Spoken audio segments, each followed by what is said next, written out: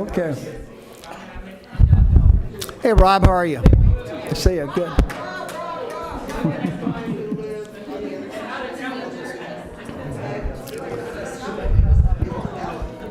This is a group that likes one another. I like to see that. So.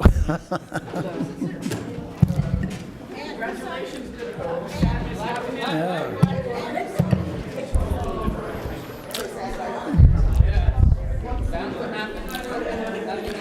Well, good evening.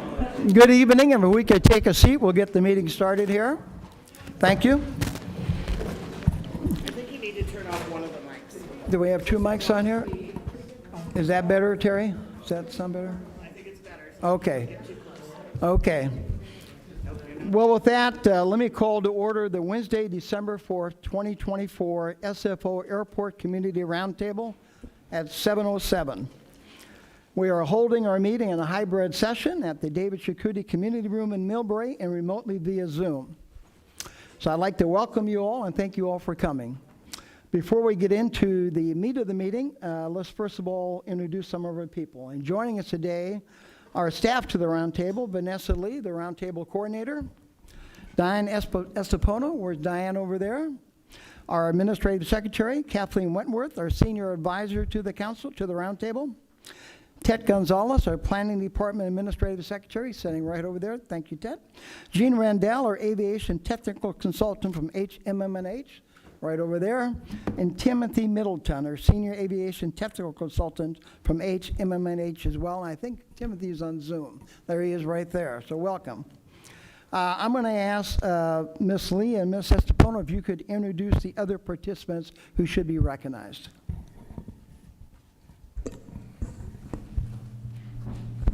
So on Zoom, we have the FAA, Moifer Chin, Carlette Young, and, oh, sorry. Yes, that's it for Zoom. Thank you, Chair. Okay. Does it work? From SFO, do you want to introduce the SFO participants? Bert, do you have any? We do, thank you. I'm Bert Ganong, the Noise Office Manager for San Francisco International Airport. We have with us tonight Doug Yako, our Public Information Officer. We have Gerardo Frias, who's our Noise Installation Program Manager, and we have a Project Manager for our Noise Installation Program, William Wong. David Ong, who's our Systems Manager for the Aircraft Noise Office, and Anthony Carpinetti, our Noise Maintenance Specialist. Great. Okay, and from San Mateo County, Kathleen? Yes, If I please. can just add, one of our attendees is Ashley Zayed, who is with United Airlines. She's the Senior Specialist for Air and Noise. Well, welcome, Ashley. Thank you. From from San Mateo County, I know we have Linda Woolen here. Linda, welcome. Appreciate it. Are there other members from the county or Councilmember Mullins' office or Senator Becker's office? Often they're on Zoom, but I don't see them here yet. So, and airline reps, you've already introduced Ashley. Okay, and Jean, any other members from HMMNH? Okay, thank you. Well, welcome. As a reminder, today's meeting will have hybrid access with members attending in person and the public welcome to attend in person or remote. City and County of San Francisco Board of Supervisors? Absent. City and County of San Francisco Mayor's Office? Absent. City and County of San Francisco Airport Commission? San Mateo County Board of Supervisors? Absent. CCAG Airport Land Use Commission? Carol Ford is here, thank you. Town of Atherton? Absent. City of Belmont? Absent. City of Brisbane? City of Burlingame? Absent. Town of Colma?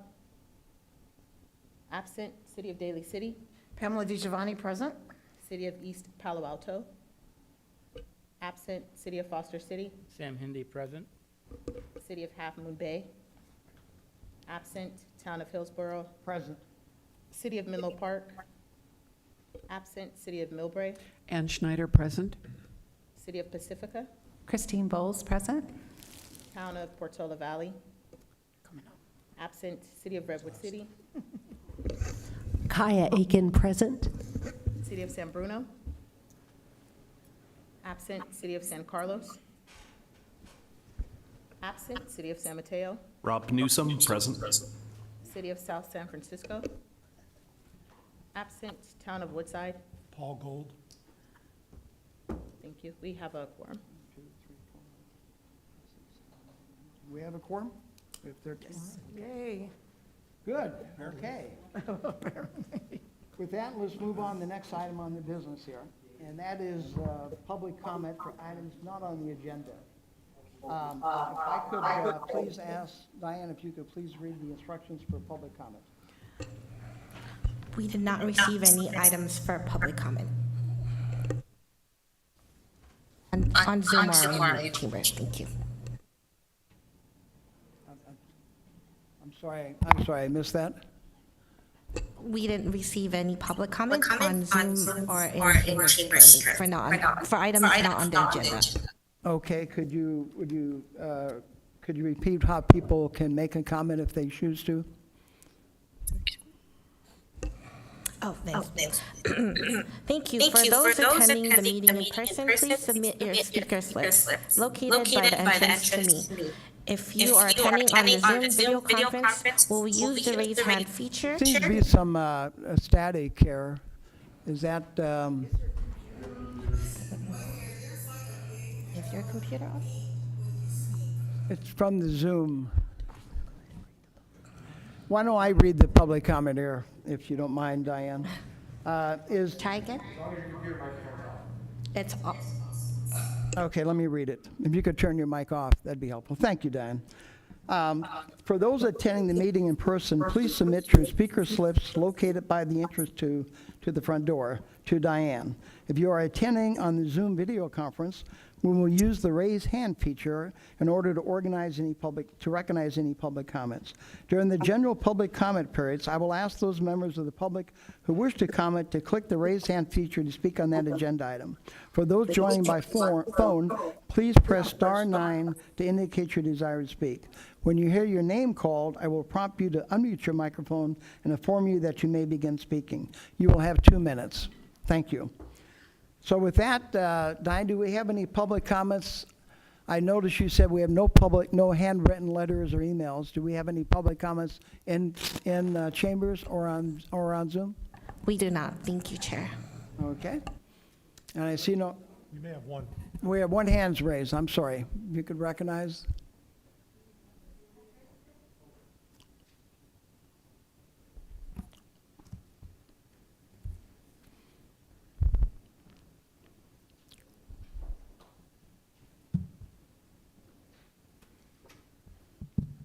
Hello, my name is Ramey Tan, resident of City of Pacifica. Been noticing that the airplanes that are flying over our city are flying off of the flight path for 28 right and left. They should be actually north of our city, and I've observed numerous aircraft that are flying directly over our city, and they're flying at very low altitudes. So just wanted to let the Roundtable know that there are issues with compliance. Thank you. Thank you, Mr. McCann. Are there other public comments, either in chambers or on Zoom? Not at this time. Thank you, Okay, Chair. thank you. With that, we'll close public comment for items not on the agenda. And I will just remind members, when public comments are made for items not on the agenda, we cannot comment on them, but we will have staff follow up after the fact if there's something that we can answer or assist on. Okay, with that, we'll move to the next item on the agenda. Let's see here.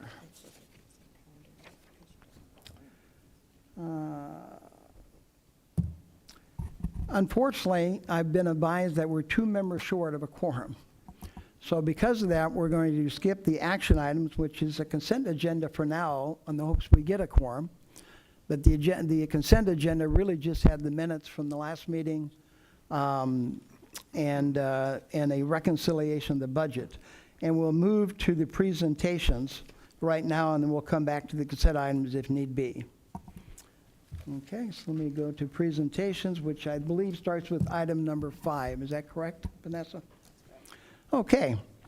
Our first presentation this evening is Timothy Middleton from HMMNH, who will give us the highlights of certain provisions of the FAA Reauthorization Act that the Roundtable may wish to monitor for future action.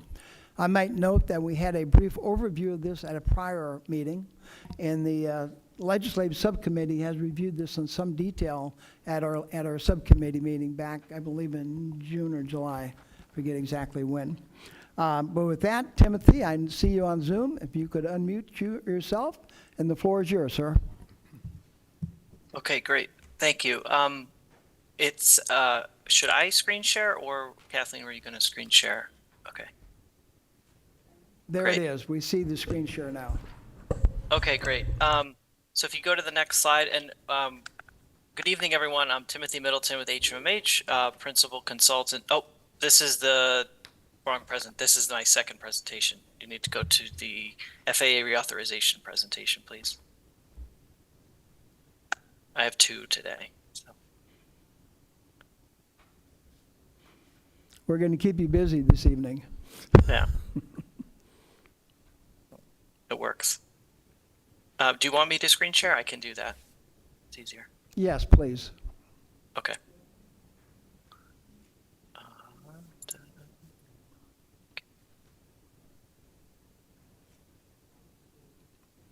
Okay. So this is my FAA Reauthorization Noise Provisions of Roundtable Interest Progress Update. So everyone should be able to see my screen now.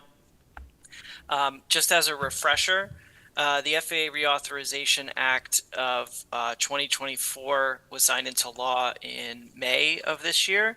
And so I have presented on this previously, and now I'm going to just provide an update on where some measures are.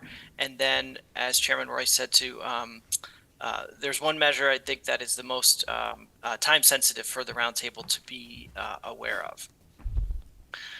So this full presentation will be included in your packet, so I'll be moving through quickly on some of it. This is just a background with a link to the actual text of the bill and then highlights of some of the noise provisions.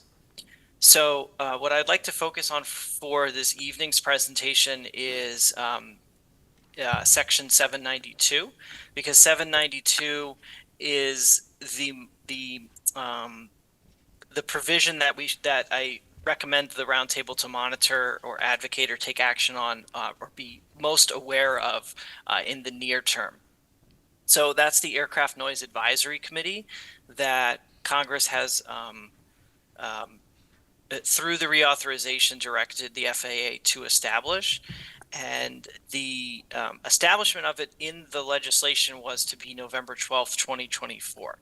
It hasn't been established yet, and I have a few slides forward where I'll explain where the progress is on that.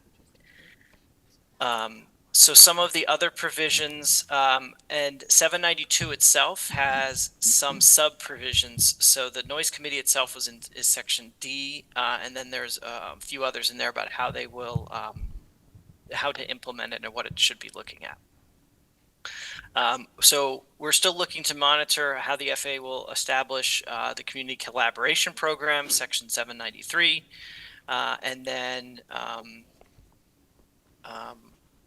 how they'll look at some of the Part 150 noise standards updates, but there hasn't been any actions on that yet. And I will move on now to, as directed, to kind of explain what's going on based off of what I know and what I've was also there was a presentation from the FAA about a month and a half ago at the AAAE ACI Noise Conference. And so for the Roundtable's benefit, the Aircraft Noise Advisory Committee membership and timeline is still being established. And Part of the reason it's still being established is that it has to be formed pursuant to what's called the Federal Advisory Committee Act, or FACA. And because of that, the FAA, my understanding has been that they are working on establishing that, on what how to establish that committee to make sure that it's compliant with the FACA regulations. And then once it gets established, and the expectation that was provided to us by the end of October is that within the next few months, so probably either this month or next month, there'll be some Federal Register notice to explain how the committee will be stood up, and then what it will look like, and to meet the FACA requirements. And Congress directed the FAA to make sure that there's at least one representative on the committee from engine manufacturers, air carriers, airport owners and operators, aircraft manufacturers, AAM manufacturers, and some institutions of higher education.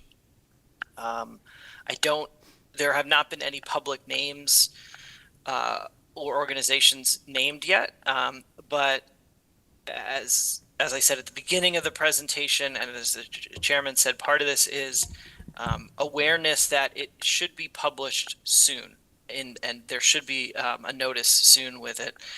And just for the Roundtable's benefit, what a FACA group is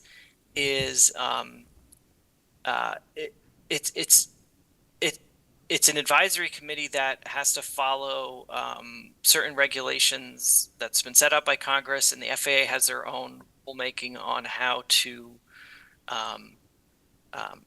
conduct the meetings. And so there's required documentation, including a charter, who the membership is, public notifications for meetings, and how the membership will be selected and solicited, what the roles of the responsibilities are, how public meeting materials will be presented, and the advance notice of meetings. Because ultimately, the group, once established, is responsible for providing the recommendation back to Congress.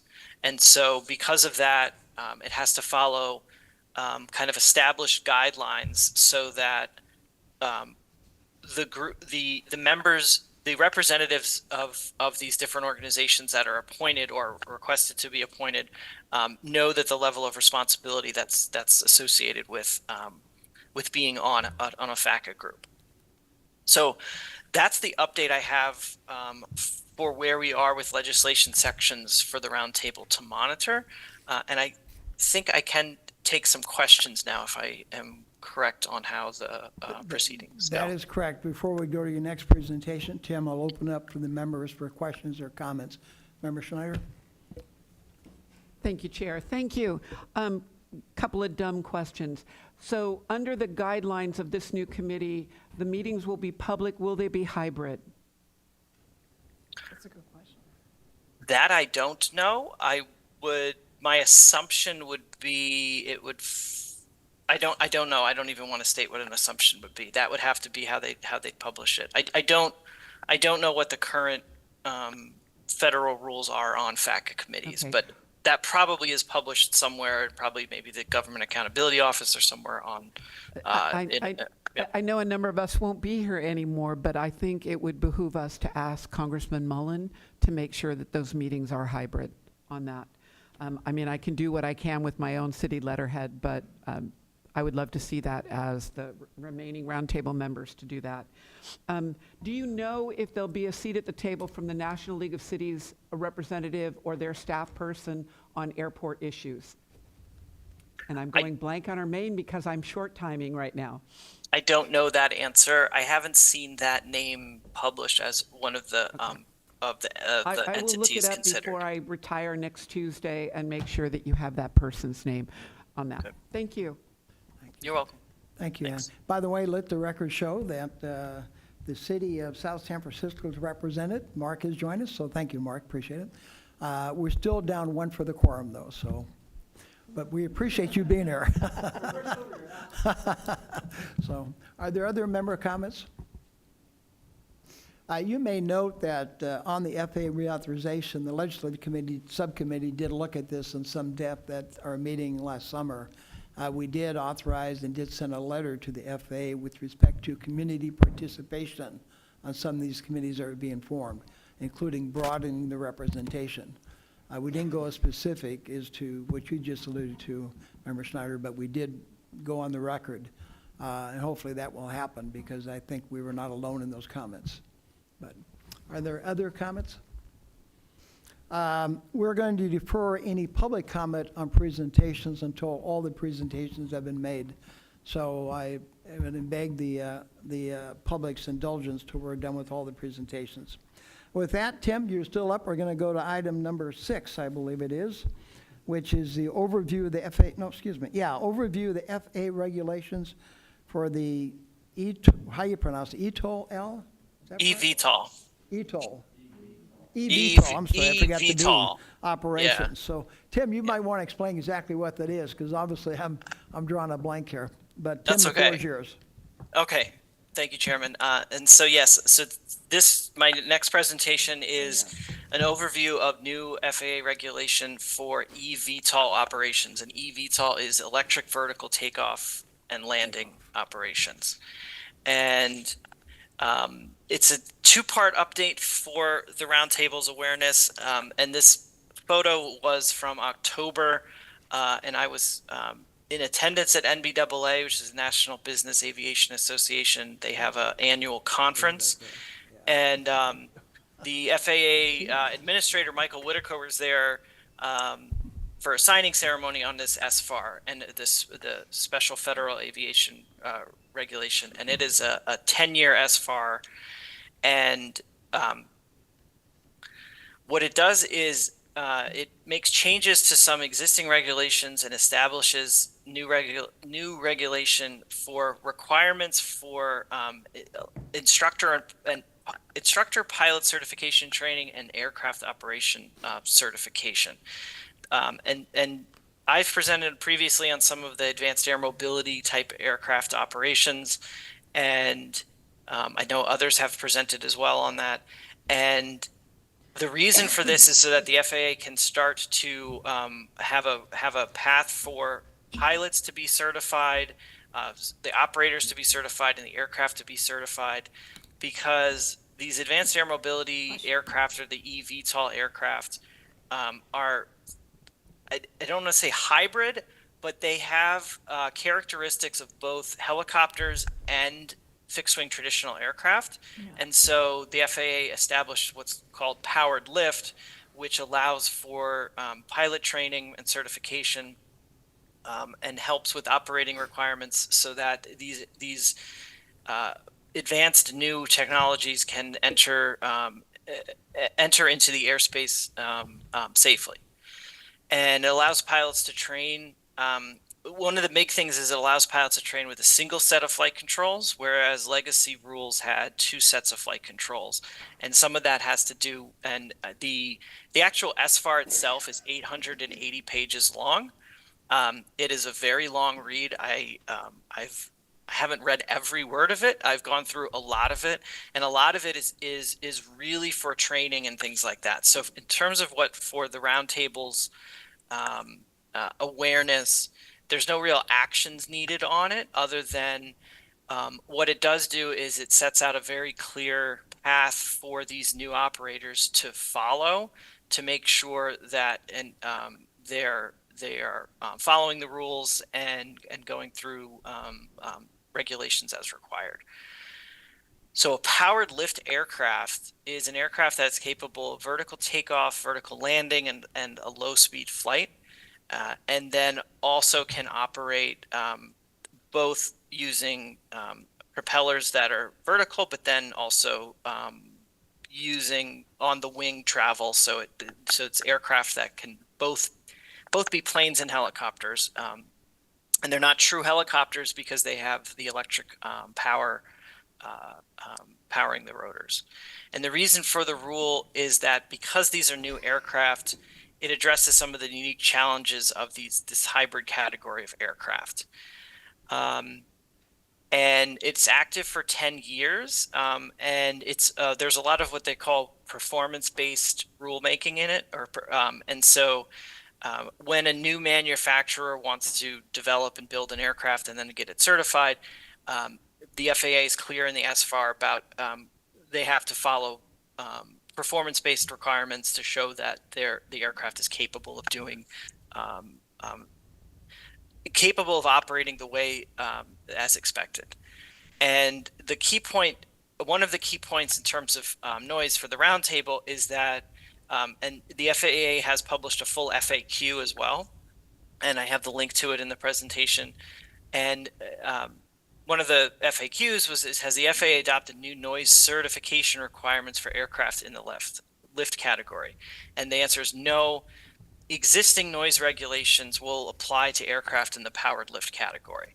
So all the regulations on the books in terms of how aircraft are certified from a noise perspective, and how they have to meet certain requirements to be certified, it has not changed. So this has not changed anything in terms of how noise is looked at with these aircraft operating. And there were a lot of articles that came out on it in October and November, so we wanted to make sure to just brief the roundtable so that you're clear on what it is and what it isn't. And that's kind of the purpose of this first half of the presentation. The other half has to do with these type of powered lift aircraft. And so one of their operators, Archer, has published a memorandum of understanding with the real estate development company Kilroy for development on the Oyster Point area of land just north of SFO. And the Oyster Point development itself has been under development for a few years, and there's different stages that have been built already. And the two pictures I have there is one is from the Kilroy's website on what the Oyster Point's going to look like. And if you can see here, the bottom right is what Archer published. And so instead of having all those boats in the kind of bay, the inlet area there, Archer's envisioning having vertical takeoff and landing aircraft there instead. From the research that I did, there are still many steps before this actually occurs. And I did reach out to Archer, and Archer responded back that they'd be willing to present at future roundtable meetings if that's something that the membership and the chairperson would like to have. Because my understanding is that there still has to be some standard environmental procedure or policies to follow, and there's no known timeline on when this would actually happen, other than that they've signed the memorandum of understanding that the two companies are now looking into what steps they can take to make that happen. And the last part of it is, as part of that memorandum of understanding, what Archer published is this graphic on the right showing the distances between the proposed location in Oyster Point to Napa Airport, Livermore Airport, San Jose, and Oakland.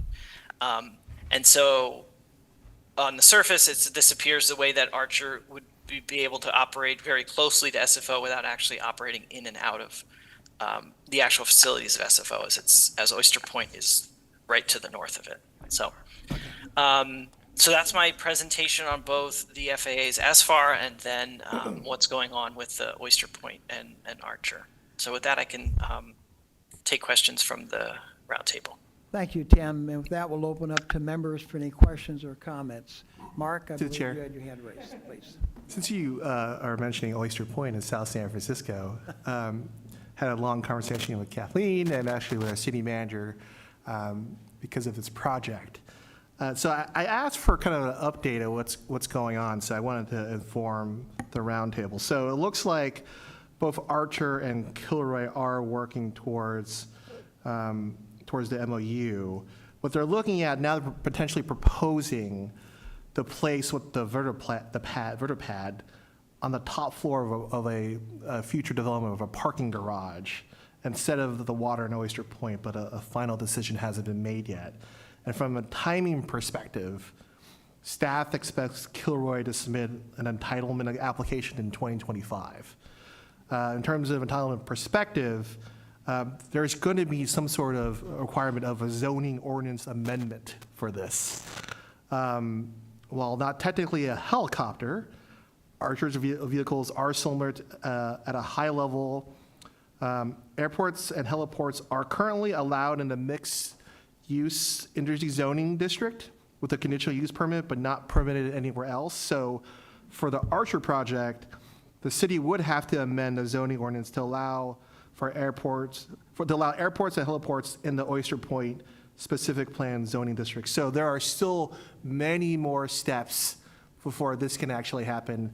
And I can tell you, I will be very interested in terms of learning more about this project and hearing from my colleagues in terms of this project, because if this project goes forward, I want to make sure I hear from you in terms of having some sort of uniform policy moving forward in terms of the activities, because the last thing I want, and I had a great conversation with Kathleen about this, is that South City having their own policy, because one of these things potentially, I guess you can do deliveries, you know, potentially you do deliveries, Amazon deliveries, but you can do it during the day, but would you want to have the deliveries at night? Right, so for example, I'll just throw out another city. I'll just say Hillsborough, right? If if Hillsborough restricts it, say we don't want deliveries after 9 o'clock, but South City does, there's that inconsistency. So I look forward to having a deeper conversation with my colleagues about what we can do about this to have uniformity in terms of a policy moving forward, and just having a deeper conversation. So, Thank you. thank you, Mr. Chair. Thank you. And I understand your concern. I think this is going to happen quicker than we think. I'm interested in the fact, Tim, you said that the deep regulations so far are all on training and certification, which is always a first step. But then right after that, it does have to be a understanding of the different roles that the different authorities have. And I think this body can play a pretty significant role in that from a local perspective on what some of those roles ought to be. But that, I think, still has to be sorted out. It doesn't sound like the regulations have done anything but restate FAA's authority with respect to this. Is that correct? That would be a good assessment of it. Yeah, Yeah. they've made it very clear on and there's comments in the 888 pages about, because there was a notice of proposed rulemaking a year ago, and then this is the response to that. And so there's documentation of what the operators said that they wanted, and then what the FAA said, this is what you're going to do, or we'd like you to do. So it's a very clearly worded document in terms of how to follow regulations, which is good. Great, thank you. Yep. And Mark, we'll make a note of that for the first of the year to start giving some thought as how we might start addressing that as a roundtable. Great comment. Are there other comments? Member Akai, okay? Thank you. I really enjoyed the report. My question is, I have two, but is this pretty fast for the FAA in your experience of working in this industry and your colleagues? I'm just curious, because I remember hearing about this and hearing, well, regulations will take a long time. And then like 2 months later, we find out there are regulations. So to me, it seemed like really fast when I thought it was not going to be. So is my interpretation correct, or? I don't know if I really want to offer an opinion one way or the other than I would say that they're new, and so there isn't a lot of precedent to set what the timeline expectation should be or could be, if that makes sense. Well, because these are new aircraft with electric motors and multiple rotors and things like that. So I think that my understanding is that it has addressed all of the potential. It's addressed everything that has come up from everyone who's had opinions on it. So that's my take on it right now. Yeah. So you say there's not a lot of precedent because it's new. So, like, 747s and then 777s, and then those weren't new because they were jets and just a different type of jet, whereas this is a whole different. What do you mean by new? I mean by new is in that it is they're using the electric powered motors, and they are clear in what the powered lift is using. Operations of flight similar to the other two categories of fixed wing aircraft or helicopters, and so there is a lot of precedent to it. It's just I don't really want to comment too much more on what the timeline is because I don't. Really All right, helpful. real quick, I can comment a little bit more. So if you were to ask the manufacturers of these vehicles, this has taken way too long because they first asked for this regulation, to my knowledge, over 10 years ago. Right. And so this has taken quite a while in the behind the scenes. So the assumption from that is that they are planning to operate at those facilities. I don't know and can't speak to if they're planning to develop their own different operation facilities or if they're going to operate at existing facilities at those airports. All I know is based off of the graphic, they're saying that they have an expectation that they will have operations at those facilities. That's the most I can say on what that is. Thank you so much. You're welcome. Christy? Thank you for your presentation. I wanted to ask a little bit more about the environmental procedures. Is that akin to environmental review and EIRs to the impacts of these systems in our communities? Or is that a different investigation? My understanding is they would have to follow, but the CEQA rules and NEPA rules for whatever the eventual proposed project is. And as we heard earlier, I forget the gentleman's name that just spoke, but Mark Morales, yeah. yeah, they haven't even gotten to the point where they're submitting what the proposed. They're still developing what the memorandum of understanding is. So once they get to those steps, yes, the expectation is that they would have to follow whatever environmental regulations, both the California CEQA and then the federal NEPA guidelines, to whatever the proposed project is once it is more concrete in what their proposal is. But beyond the takeoff and landing locations, there's also the path of travel, right? That would have greater impacts to more community. Yes, then and there's a different there's an environmental process for new flight paths entering and exiting airspace, depending on where they are, and that would be a different environmental process followed by the FAA. So. Okay, and can I assume that all the affected communities would be involved in those environmental processes? I would say that they would follow what the current guidelines are at the time when it gets published, but I don't know the specifics of it right now, as I'm not the I'm not the proposer of the project. I understand. Thank you. Yep. And then just in terms of the noise policy, and you saying that they would just follow the current noise policies for other aircraft. Obviously, their altitude is very different, and so the impacts on communities for noise might be very different than a plane that's just taking off quickly and then at a much higher level. So do you see any additional analysis or possible noise policies coming out of? I would say it's possible. I do know, and the FAA has published that they're currently undertaking what they're calling their noise policy review, but there has been no changes proposed or there have been no known changes right now. So the noise rules and noise policy is still the same as it has been established for a while now. Okay, thank you. So, yep. Carol, I'm sorry, you've had your hand up and I've missed it here. The floor is yours. Thank you. So a couple of things. First of all, Archer headquarters is at Palo Alto Airport. So that is wonderful because we should be able to talk to people from there more, which I'm happy to hear that because this type of aircraft is so different.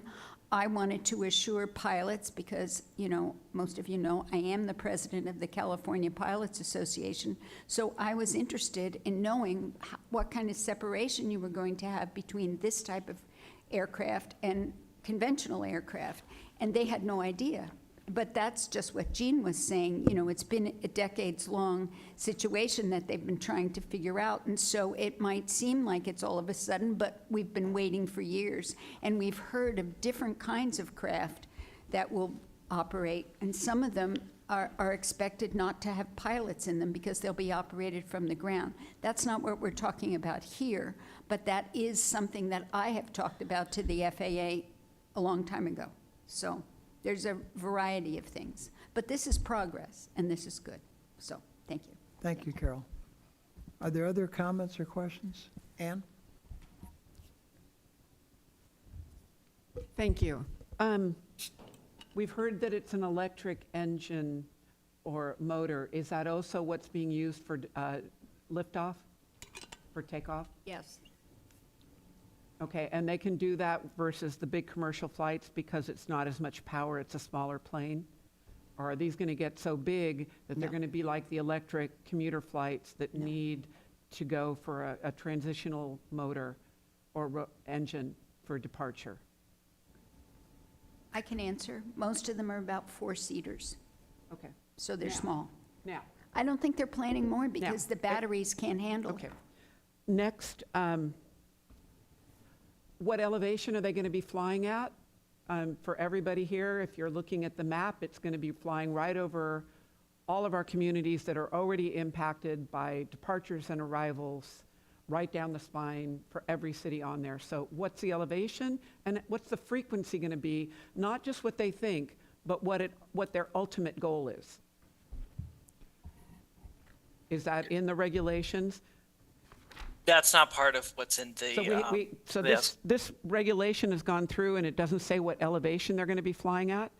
Given where I live, I can read the numbers off of the Coast Guard helicopters that fly over my house at about 150 feet. I know airport staff say it's higher, but I swear to gosh, it is right there, as are the PG&E helicopters, as are the small planes out of Palo Alto. They all fly over my house on top of everything else. So my point here is maybe this is quieter than existing transitional motors, but there is a cumulative impact to all of these. And then are they going to, this impact, this noise, then get added to each community's ambient noise level so that then the noise can go on top of that? So I can start to answer that. Basically, we don't know yet because part of every installation you're going to have, just like if you put up a helipad today, you would have to figure out the routes and the altitudes in which those types of aircraft would fly. So it's too early to say what the FAA is looking into it, trying to figure out, because they want, just like they do now, they separate helicopters from fixed wing. They try to do that based on altitude. They'll probably do something similar with these, but it's not known yet what altitudes they would be flying at. Until you actually have a project, you're not going to know that. And you're not going to know the frequency, because frequency is going to be based on, ultimate need of, those operations and who's going to be operating the aircraft and who's going to be in it or what products are going to be in it. My problem, so thank you, Jean. Having read SFO's EIRs going back to when EIRs were created in the 70s, all too often the term overriding consideration is used. And overriding consideration is used a lot within the transportation environment, not just flying. And it's a reason to say, hey, for the greater good, we get to do X, Y, Z. This is one more thing on top of it. And if the FAA is here and watching, given that the FAA is still currently ignoring the sound behind runways, because SFO is somewhat unique in that most of the flights take off and the noise is only hitting 80% of those flights are hitting us and we don't count. You can call it whatever it is, but the reality is we don't count on that. I'm very concerned that this is just one more thing on top of everything. When all the, part of me goes, wow, VTOLs, what if you can get a 747 on a VTOL and all of that thrust is hammered down into the ground? It may actually make us close-in communities quieter, but we're a long, long way away from that. And that's, to me, feels very science fiction-y. But I just don't have a lot of trust for the FAA. So I'm again gonna say this roundtable, we're gonna have to add on top of it. Some of your communities get certain types of flights. San Bruno and Millbrae get every flight, every activity, and to a degree Pacifica on that. And we need to keep an eye on this. Chair, we talked at 2 meetings ago. I think we had the attorney coming in saying that all of us should really be working on where these things might also touch down on that. I brought it up to my city. We haven't gotten there. I would love to see the roundtable do a model ordinance for all of the cities, because what if these flights then start popping down anywhere they want? Then you've got that departure noise, and the departure noise is greater than the in-flight noise. But that's another thing, and I just don't want all of you to get caught in what we have been caught with under overriding considerations, both under NEPA and CEQA. And I'm sorry, I just have zero trust in the FAA and actually looking out for the people in the close-in communities. And it's just 9 years, I just don't have a whole lot of hope. Hey, thank you, Ann. I think the regulations that came out, though, have not yet addressed any of the issues you've raised and others have raised. I think that those are the open areas that still need to be addressed. But the key point is, I think that the roundtable needs to get involved early with to try to generate and understand what might happen and what our role might be, and this model ordinance might be a great example of how we focus on that, because it will be an issue, and I do think it'll happen pretty fast. Number 2, it may behoove us to get, I know Archer's not too far away. Carol, you mentioned Palo Alto. I think there's another developer in San Carlos, if I'm not mistaken. Maybe we get a speaker here at one of the meetings in February, April that can talk about this from a developer's perspective that may have some insight on this as well. And the third point I would make is that this has been the topic of the, I don't know what it's called now, the Davis Aviation Symposium every year. It's been a topic for a few years. I'm sure it'll be a topic again, and it may behoove some of us to attend, at least via Zoom, those presentations or that seminar. I think it'd be very informative for us. So I would just make that recommendation when that opens up, that you give some thought to it. Member Schneider? This is going to sound really weird. At the Yosemite conference that Member Bowles and I attended 1.5 years ago, they're talking about the new super wind farm off of Eureka. And instead of community benefits just going for a brand new port that they have to pick up, they're going to spread or working to spread those community benefits to the entire county, if not several counties, because really the impact is on all of them. I'm going to look at Member Nogales from South San Francisco. South City and now San Bruno with the new Amazon warehouse benefits from the fact that SFO has expanded into cargo service. Yay for them. They get monetary benefits, but those flights take off at the middle of the night that keep people of Millbrae awake. So I will be pushing for the rest of my life that if these, it's great that this is down in Palo Alto. Palo Alto will seek benefits. They will get financial benefits. They will get various benefits, but all the rest of us will be paying the price. So if these new projects are going to come in, it is time for us to look at spreading those community benefits across all of the impacted cities on that. For those rich people to get to SFO to catch that flight so that their life can be easier, they're going to be driving on Millbrae roads, which impacts Millbrae with the second worst roads. That's my idea, that if these other communities are benefiting from that, it cannot be the same cities that are paying all of the financial and physical price. Thank you.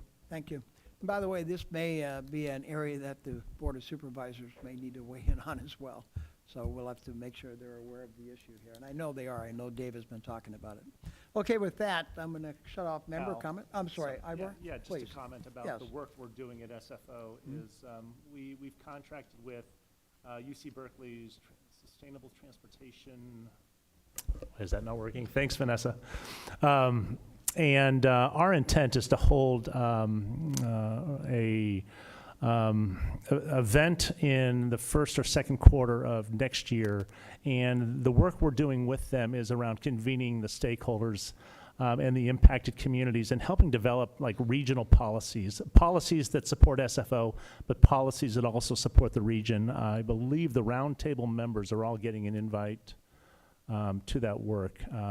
Doug, do I have that right, that you're aware of? So there's a lot of work we're doing internally, both to structure ourselves organizationally and operationally when this eventually comes, but also certainly protect the operations of SFO. The reason you don't see it up on the map with Archer is because they understand the complexity of the SFO operating environment, and they're respectful of the need for us to have cohesive plan in order to accommodate it. And so we are talking with the OEMs. Meanwhile, we're working internally to really develop our own internal structures and operational means of what that would look like, and you know, vertiport construction and things like that. What does that look like long term? So there's a lot going on. Nothing is going fast that's going to get ahead of you all, and you all have the commitment that we will be briefing you as we go. And this opportunity with UC Berkeley will be extended, and it is just about trying to really get a grasp on the impact and how it can be integrated into the airspace system. Thank you, Mr. Director. That's helpful, and I appreciate your leadership on this as we move forward, because obviously we need to partner with you and avail ourselves and get our input on that as well, so thank you. Okay, with that, we're going to close the discussion on this. Tim, thank you very much. Appreciate it. You're welcome. Thank you. This obviously is a hot topic. It's one I think will be the focus of attention for the roundtable for the next few years, if not longer, who knows. I didn't realize it's been at it for a decade, Gene. I didn't realize it was quite that long, but it doesn't surprise me. But it seems to be moving pretty fast now. So, okay, with that, we're going to move into the next item on the agenda, which is item number 7, which is Chairman's Update. And I really have just 3 things I want to allude to. One, I want to apprise everybody that I termed out next week, December 9th, like many of you. So this will be my last meeting as your chair. The meeting in February, which is the last meeting of this calendar, of this year, not calendar year, of our year, will be chaired by our vice chair, Terry O'Connell. So she'll be there for our February meeting, conducting that meeting. At the same time, on February 5th, which is the date of the next meeting, we will have the elections for the upcoming chair. Terry has graciously agreed to be our vice chair for another year. We'll take her up on that, but she does not want to be the chair. Her commitments will not allow her to do so, and I'm understanding of that. We do have one individual who has expressed some interest in becoming the chair, but I would welcome any other individuals who would have an interest in any leadership role, including the chair, to please let me or Vanessa know so we can follow up with you and answer any questions you might have.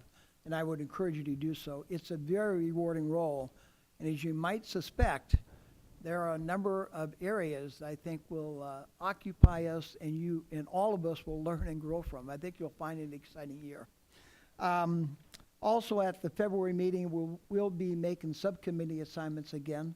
So I'd ask you to give some thought. If there's any subcommittees you'd like to be on, please let Vanessa know and let Terry know, and that can be discussed. The subcommittees are legislative, ground-based noise, the technical working group, the noise portal, and then the work plan, and then we will have next year the strategic planning committee, which happens periodically over 4 or 5 years. I forget the exact timing on that.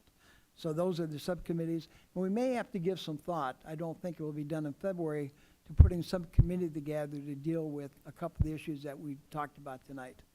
If there may be a task force of some nature that's put together, but I'll leave that for the committee to decide in February. Second thing I wanted to note is later tonight, we are going to honor and recognize some of the departing members of the roundtable. So not do that right now, but we'll do it in a bit here, but that's coming. And last but not least, I want to take an opportunity to sort of summarize the year. A number of people have asked, do we have a record of what we do every year? And we are now going to have one, because Kathleen and Vanessa and others have put together sort of a summary of the year in review. And secondarily, I know a number of us, a number of you, periodically get asked by your fellow council members, what has the roundtable done and what are they doing? And so this will be a quick reference for you in case you get inquiries from the public or from council members.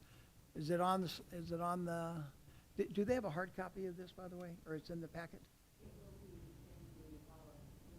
Okay, this will be sent to you on the email, but for now, there's a slideshow. I'll go through this fairly briefly about the year in review.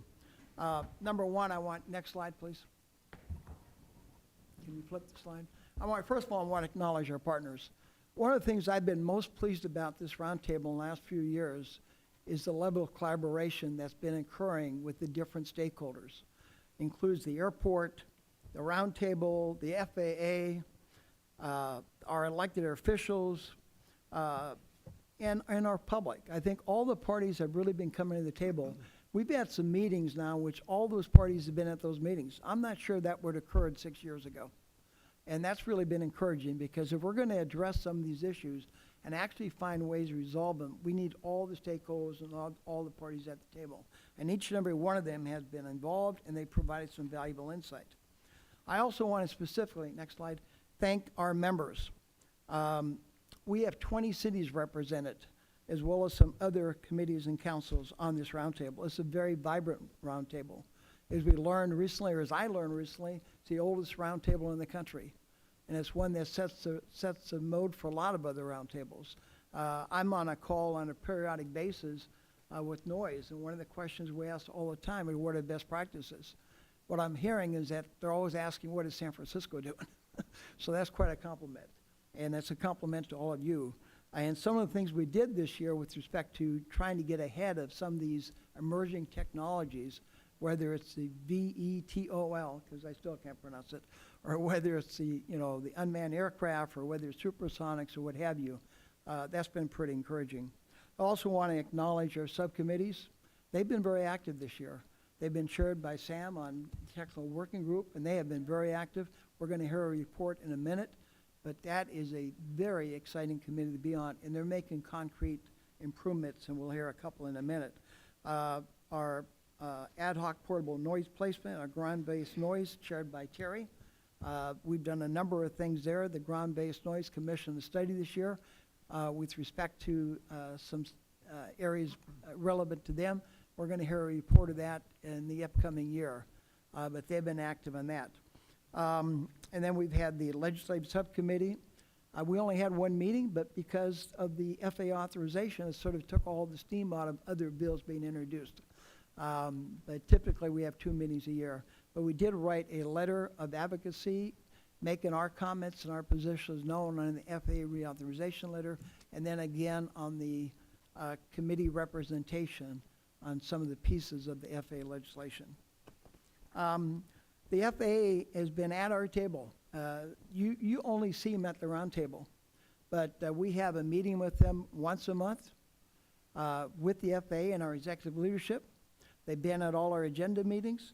They've attended the subcommittee meetings, in particular the technical working group. They've made presentations, and they have really been collaborative. And while they have to balance certain competing interests, they have really been trying to assist us and trying to mitigate some of the impacts of noise and other things that are going on. And I do want to applaud them for being there. I noticed, I think Joe is with us. I noticed on our slide deck we forgot to put your name and title in, Joe. We'll correct that before this goes out. Also want to note partner communications. I've already mentioned the letters, the FAA letter, the Department of Transportation letter. We just recently wrote a letter that we'll talk about in a minute that's going to the FAA radar facilities, Northern California TRACON, in support of collaboration about flight operations and some recommendations for approving a couple very specific departures and arrivals. We'll get to that in a minute. But I'm actually pretty optimistic on that. And that, to me, was a prime example of the collaboration in effect. During the course of the year, we made an effort to get different speakers in to sort of build our awareness and our knowledge of some of the emerging technologies. So we had Nat Friedman in from the California Department of Aeronautics, Caltrans Department of Aeronautics, who talked about guiding outcomes for advanced air mobility. we had Mr. Cheyenne from NASA talking about supersonic aircrafts.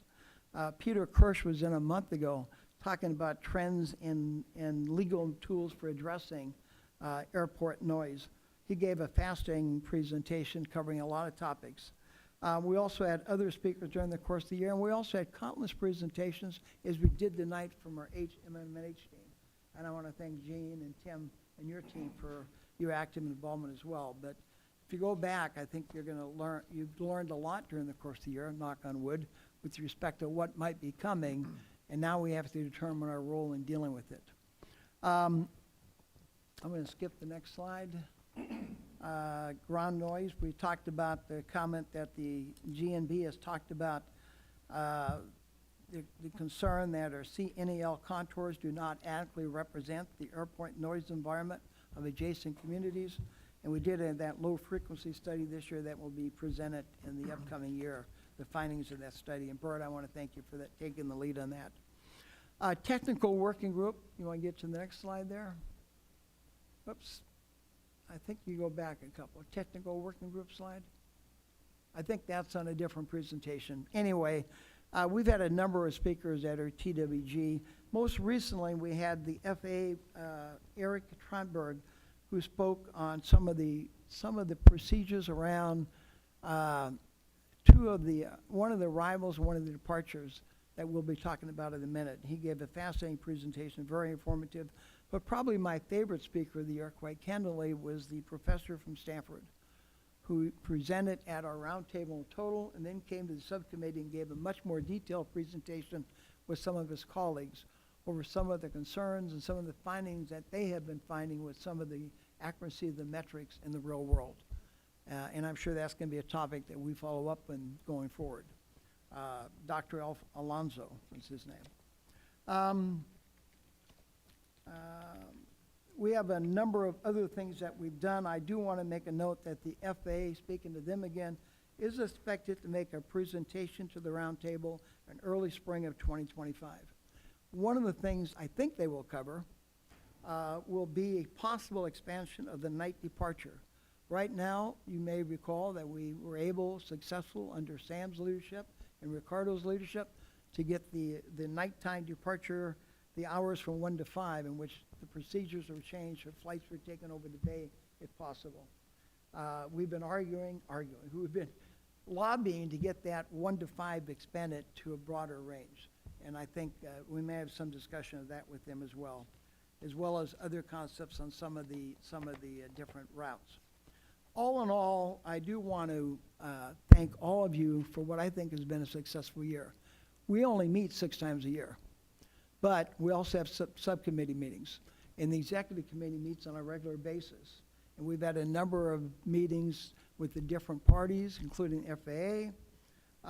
We've also had a number of discussions with Noise, Emily Tranter, who's made a couple presentations on what's going on nationally.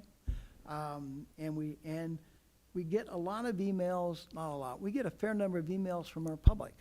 And we value those because they bring up some great issues and some great points. And we value that too. I've been told to go back to page 6. So if you can move our slide back to page 6, because I think I missed a slide as I was scamming through these. Slide 7. It's a trouble here when you try to. Page 6, our ground-based augmentation.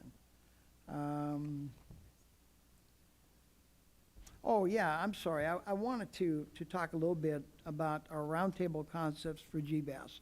This is an area that we've been working with the airport on. It's really innovative, and I applaud the airport for taking the lead on this procedure because I think it could make a difference. You know, one of the things we try to do is mitigate noise. We don't always know the answer, but we have to be willing to be innovative and experimental at times. And this is one of those procedures which I think are going to pay dividends for us. And I applaud the airport for implementing the pilot program on this and testing it. It seeks to modify the down the bay track so that stays over the bay and further away from our communities. And I think that's been a success. So I apologize for having skipped that the first time. I didn't see my notes here. Kathleen, did you want to add anything to that? Okay. Okay, with that, this will be in your deck. It will be emailed to you, so we'll have it available for reference. But again, thank you, all of you, for making this a highly successful year. You all owe yourself a pat on the back. If you could do that without breaking an arm, I'd urge you to do so. But since we can't cover the medical insurance, we better not. Okay. So thank you. Are there any questions or comments on the chairman's report?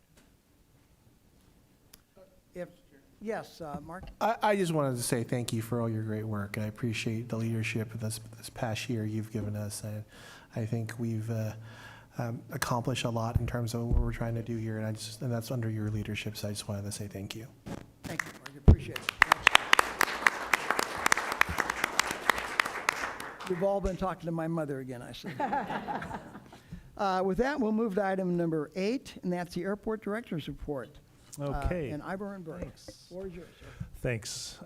First is just on passenger traffic update. Thanksgiving, we saw passenger traffic at 98% of pre-COVID levels for the long weekend. So that's a good trend for recovery. And flight operations are still lower at 90%. So we like that trend, more efficient use of our airfield.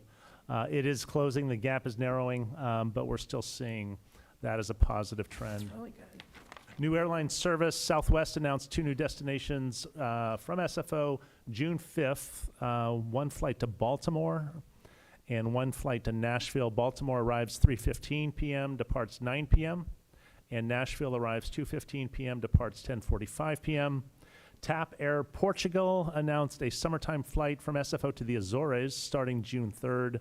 1 flight per week, arriving 4:45 p.m., departing 6:45 p.m. on A330s. And then United announced a nonstop from SFO to San Jose, Costa Rica, starting May 22nd, daily, arriving 2:34 p.m., departing 11:34 p.m. on a 737. Oakland Airport renaming is interesting, and you're probably all following that closely like we are. We've been successful with filing the preliminary injunction. They now have to stop advertising San Francisco Bay area. Yeah.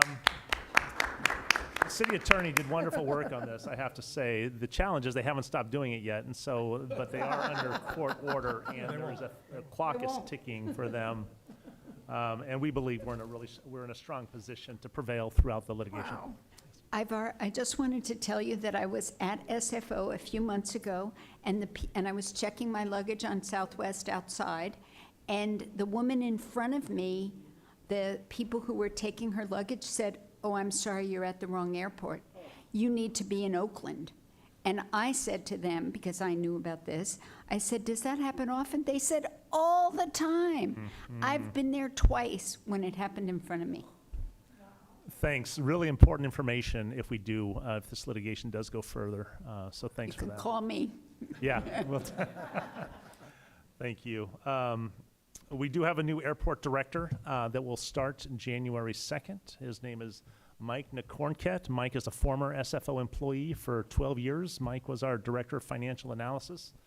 Then he took a job offer with Denver and a promotion with Denver, and shortly thereafter was promoted to EVP and CFO at Denver.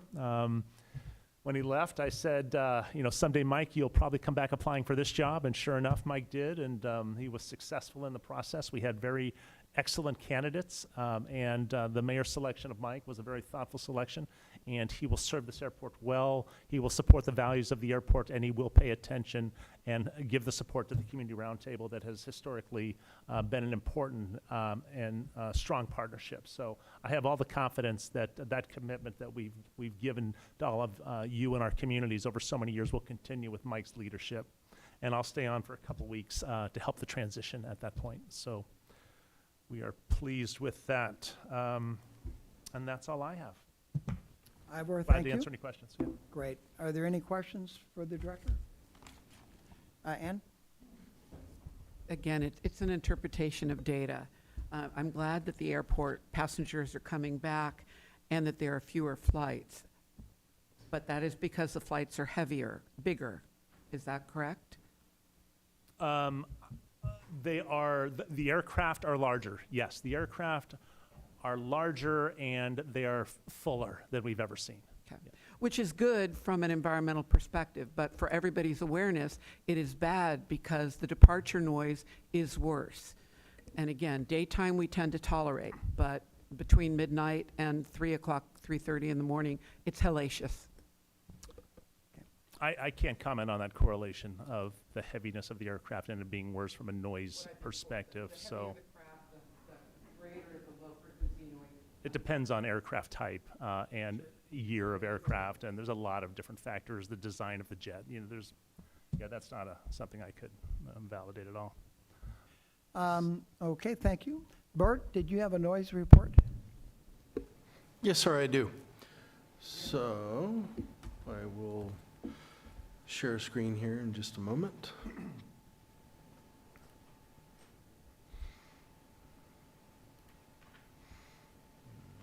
Okay.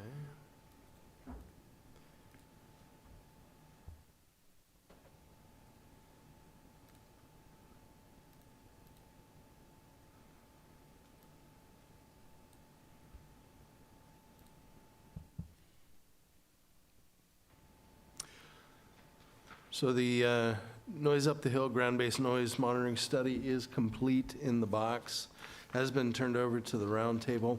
The only thing we do need to do for ourselves is to take all 14 of those reports and combine them into a single PDF, make them tabs so it's easier to go through, and we'll post that on our website.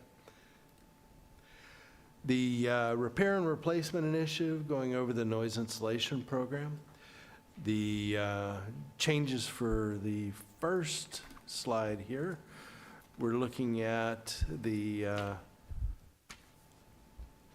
what is it, the, oops.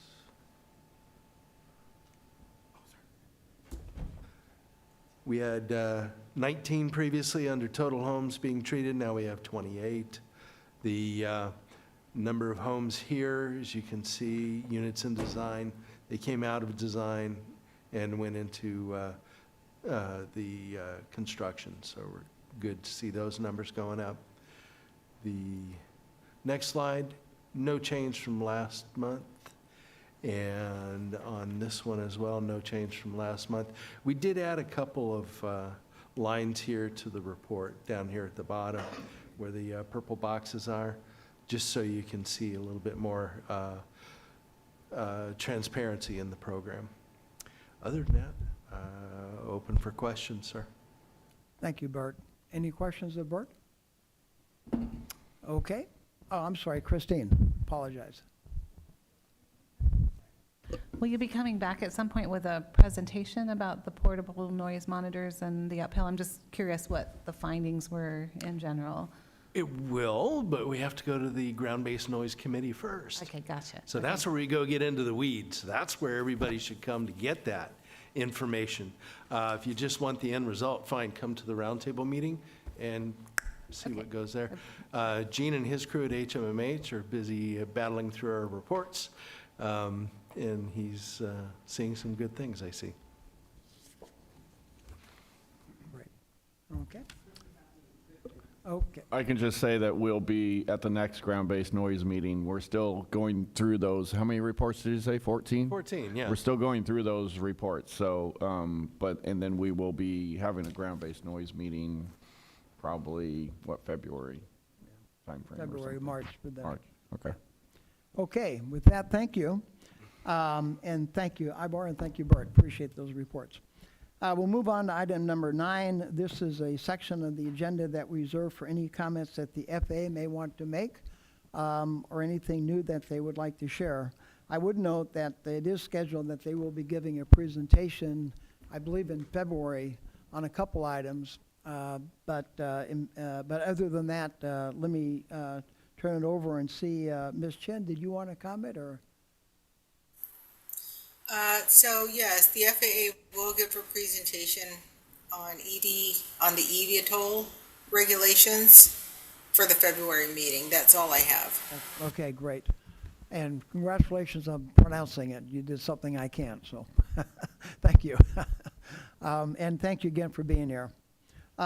With that, we'll move over to the next item, item number 10.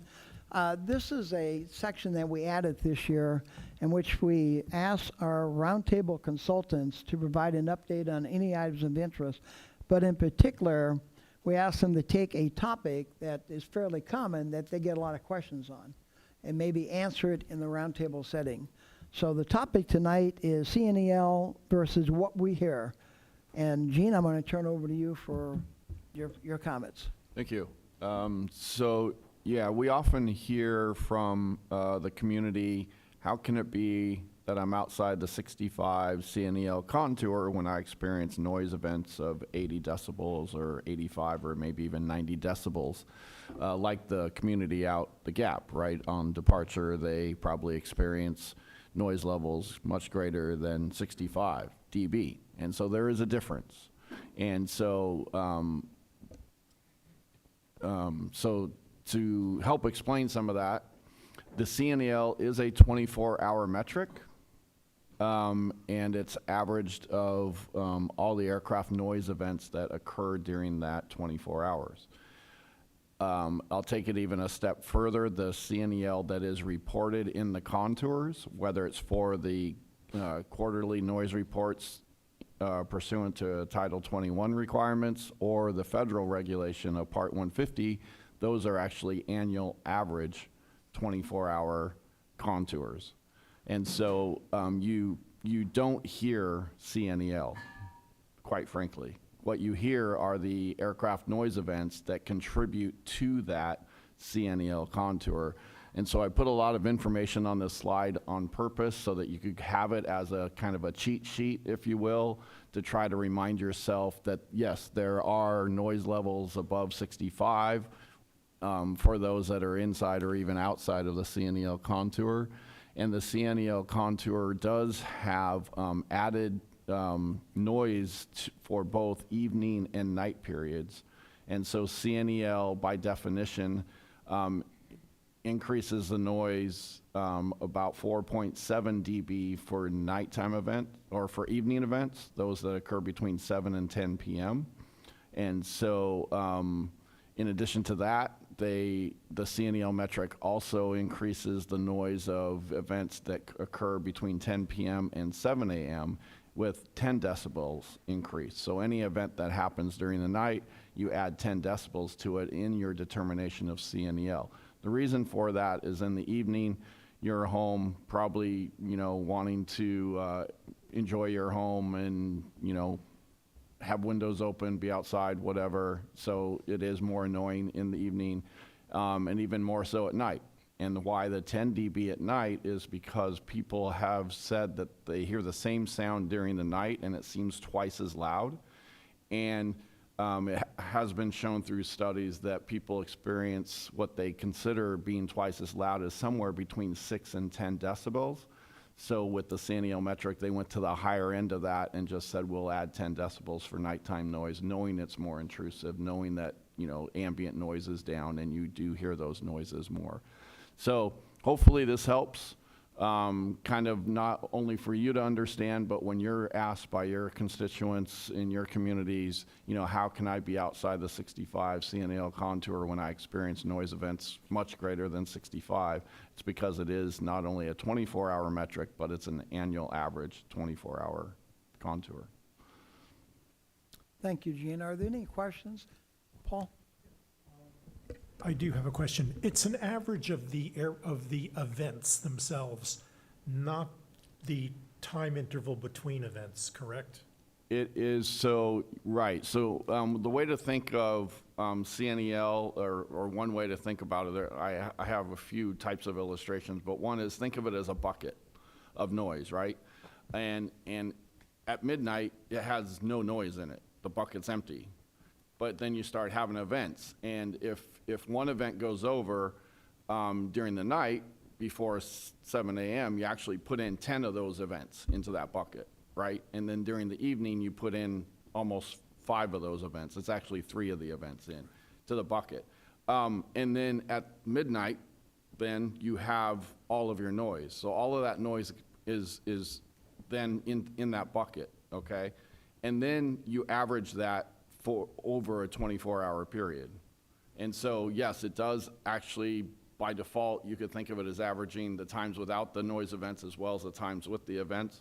But it is decibel math, and I don't want to confuse you, and hopefully I don't hear, and if you're confused by it, we can talk afterwards as well. But basically, the difference is about 50 dB between total energy, all that noise that's in that bucket, and when you take the average over the day, because it's, you just simply are subtracting about 50 dB. So another way to explain CNEL to somebody in the community is if you want to know your total noise exposure, just add 50. So instead of 65, it's actually 115 dB.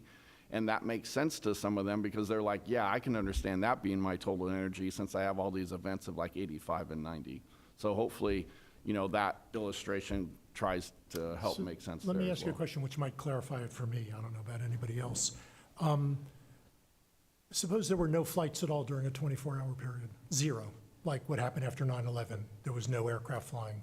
Yep. What would the CNLEL be for that 24-hour period? It would actually be NA, not applicable, because There's no you would be events. dividing by zero, and you can't do that, right? So it's essentially zero, but, right, that's where the math falls apart a little bit, because you won't really get zero. Well, you will, because you know that no events occurred, but. Okay, thank you. Member Schneider.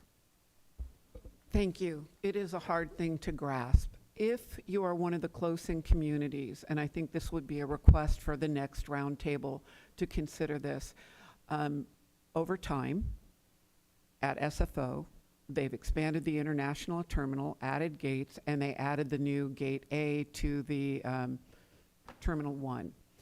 In that time, what we experience here is more constant noise. So it's planes at the gate, it's planes taxiing to and from, and now in the last year, it seems like a lot of planes sitting on the ground waiting to get to runway 1.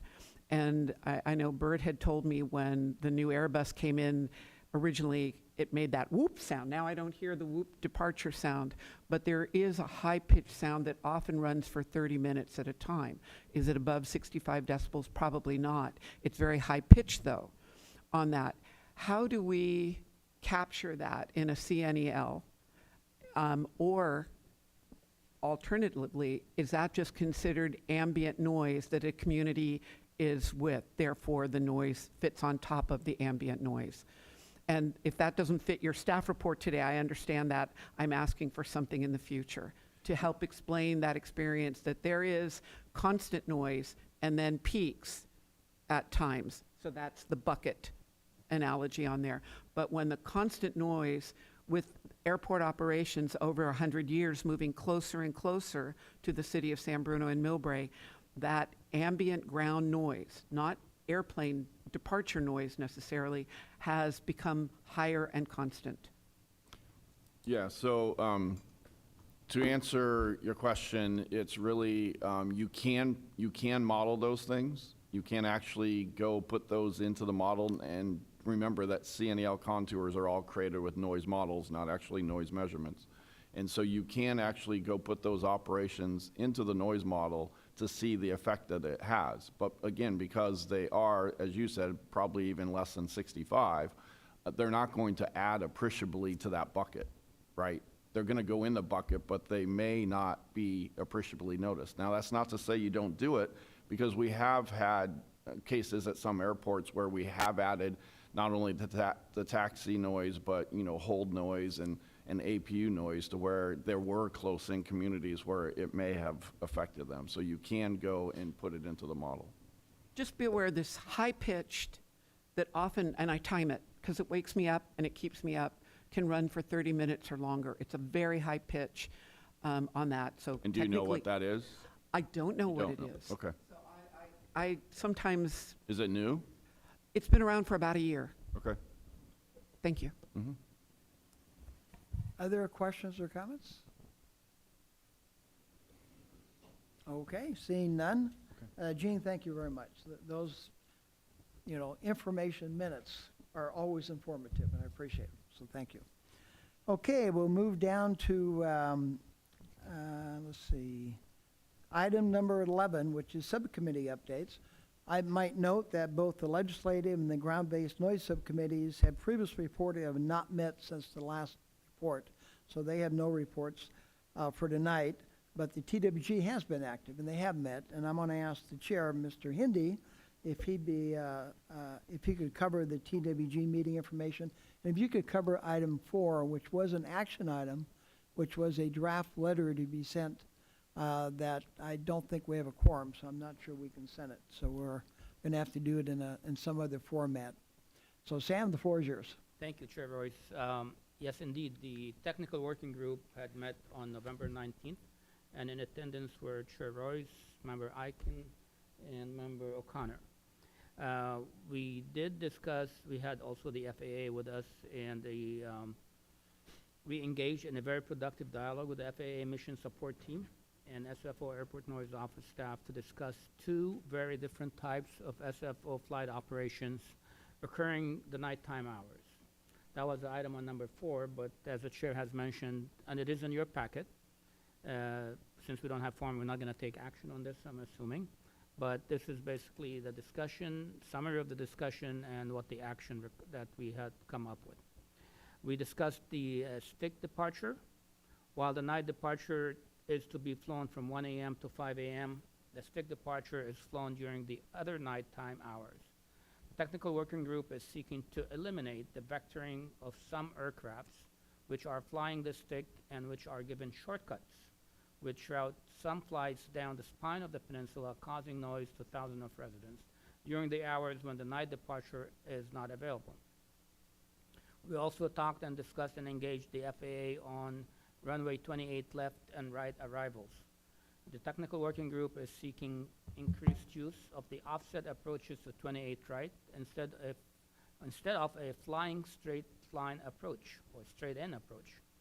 The offset approaches would provide decreased noise to residents in Foster City, Redwood Shores, and Eastern San Mateo. I want to mention that we really have a very robust discussion with the FAA, and they were very engaging and receptive.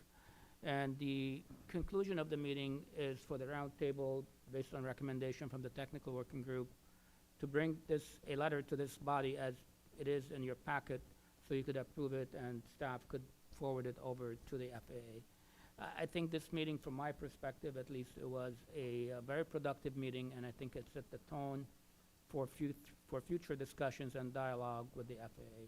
I want to thank staff for preparing all the work, as well as our consultant, Jean, and SFO, Bert was with us, and for your help and for your participation. That's my report, Mr. Chair. I'm happy to take questions, or if my colleagues who are in attendance would like to add anything. Any comments? Let me open up for any questions or comments from the committee members. Vice Chair? Thank you. I just wanted to say that I found that meeting so refreshing to have the FAA engage with us in a bouncing back and forth of ideas and what ifs and how can we accomplish something. And one of the things that I learned was that air traffic controllers will give a shortcut to a pilot who asks as long as they can. If it's possible, they're going to do it. And so we just rationalized, well, what if there was a height limitation, or what if they needed to be so many miles away? What if? And I think that those discussions really had some things that could go further and could be put into a letter about instigating a policy or just a plan to mitigate some of those shortcuts. And again, I was really astounded by the candor that was given by all the people there and the FAA. And, you know, I was just very impressed with that. And it goes to show how far we've come with the FAA, where originally when we were here and the FAA was here, it's like, well, if you didn't ask the question right, they're not going to give you an answer. And I understand that mentality, but I think we've come a long ways, and it shows real hope for the future of the technical working group and the interaction between the FAA and ourselves. Thank you, Vice Chair. Well put. Other comments? Very well put, Vice Chair O'Connell. I couldn't possibly add to that except to say there was just a lot of listening from the FAA and a lot of trying to explain or just candor. It was a really good meeting. Yeah. And at the risk of repeating everybody else, I would only echo those comments and align myself with them. It was one of the best meetings I think I've been to in a long time. And by the way, it wasn't just the FAA. The airlines was represented. Bert was there. There were some public members there. It did have a collaborative feel to it, not just with the parties leading the discussion, but those participating in attendance too. So, well done, Mr. Chairman. Well done. Okay. By the way, the letter is in the packet. I'm sorry, is there a comment? Bert, I'm sorry. Yes, sir. Apologies. Wanted to contribute that during that meeting I offered that I would meet with the FAA on Friday, which I do bi-weekly, and that was my Friday to meet with them following the meeting. I discussed some of the items that we mentioned, added in a few items for the offset arrivals, to be able to get that into the standard operating procedure with the TRACON. The report I got back was probably doable. Let's run this up the flagpole and see what we get. So hopefully we'll hear news back before the letter even gets ready to go. Great, thank you. Thank you very much. And thanks for doing that. By the way, if you look at the letter which is in your packet, you'll notice that this has a direct impact on a number of our communities. San Mateo, Redwood City, Foster City.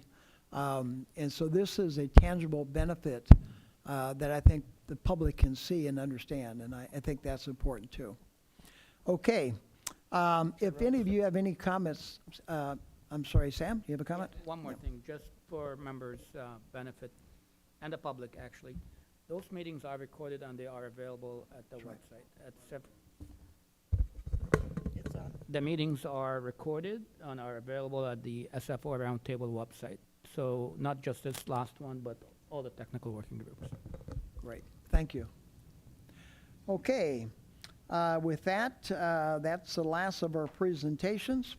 We're gonna move to public comment on the presentations and open up if there's any members of the public wish to comment on this. Following that, we're gonna have a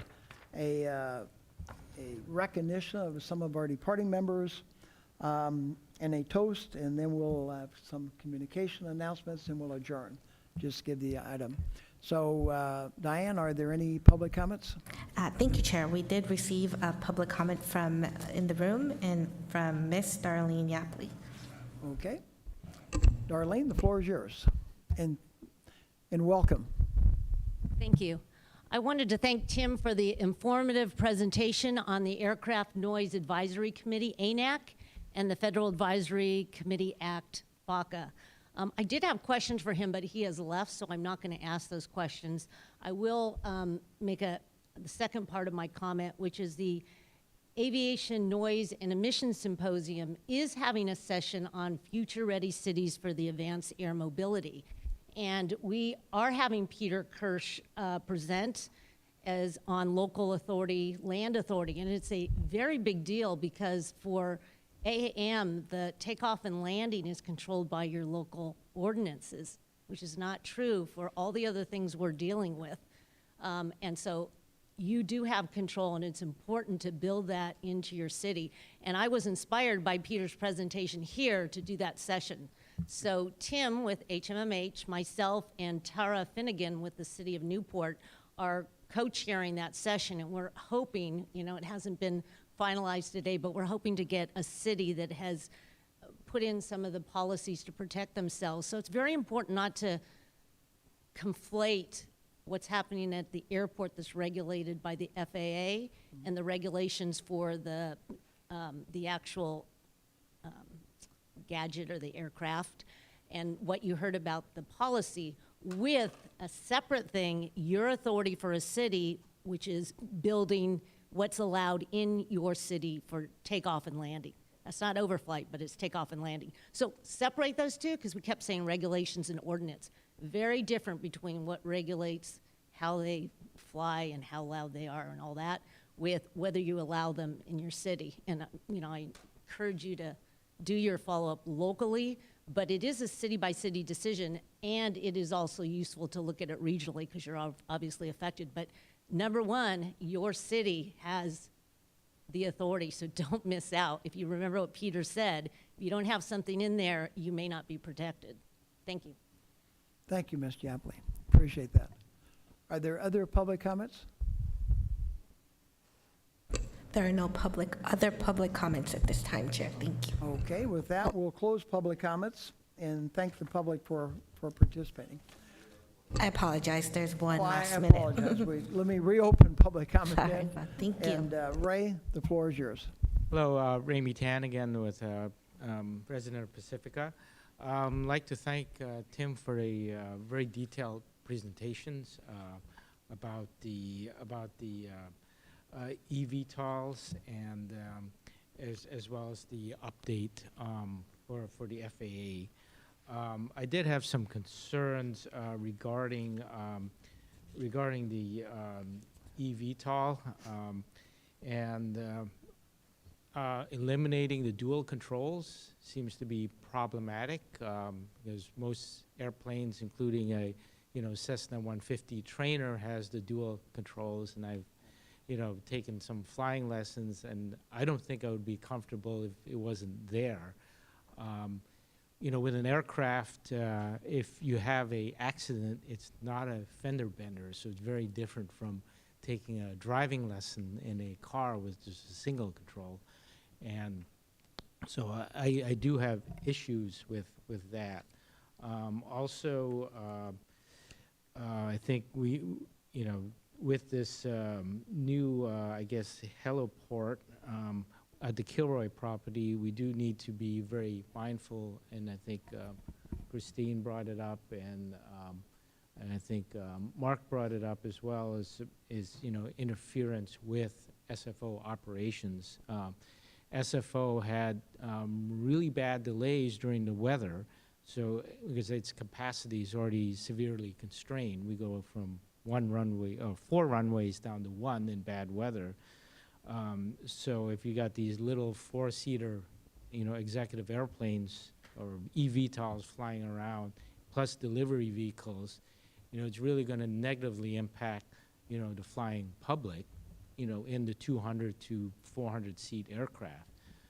So, I think that's a little bit, unfair, and they really need to look at that. Also, like to, thank the technical working group. Sounds like they got a lot done.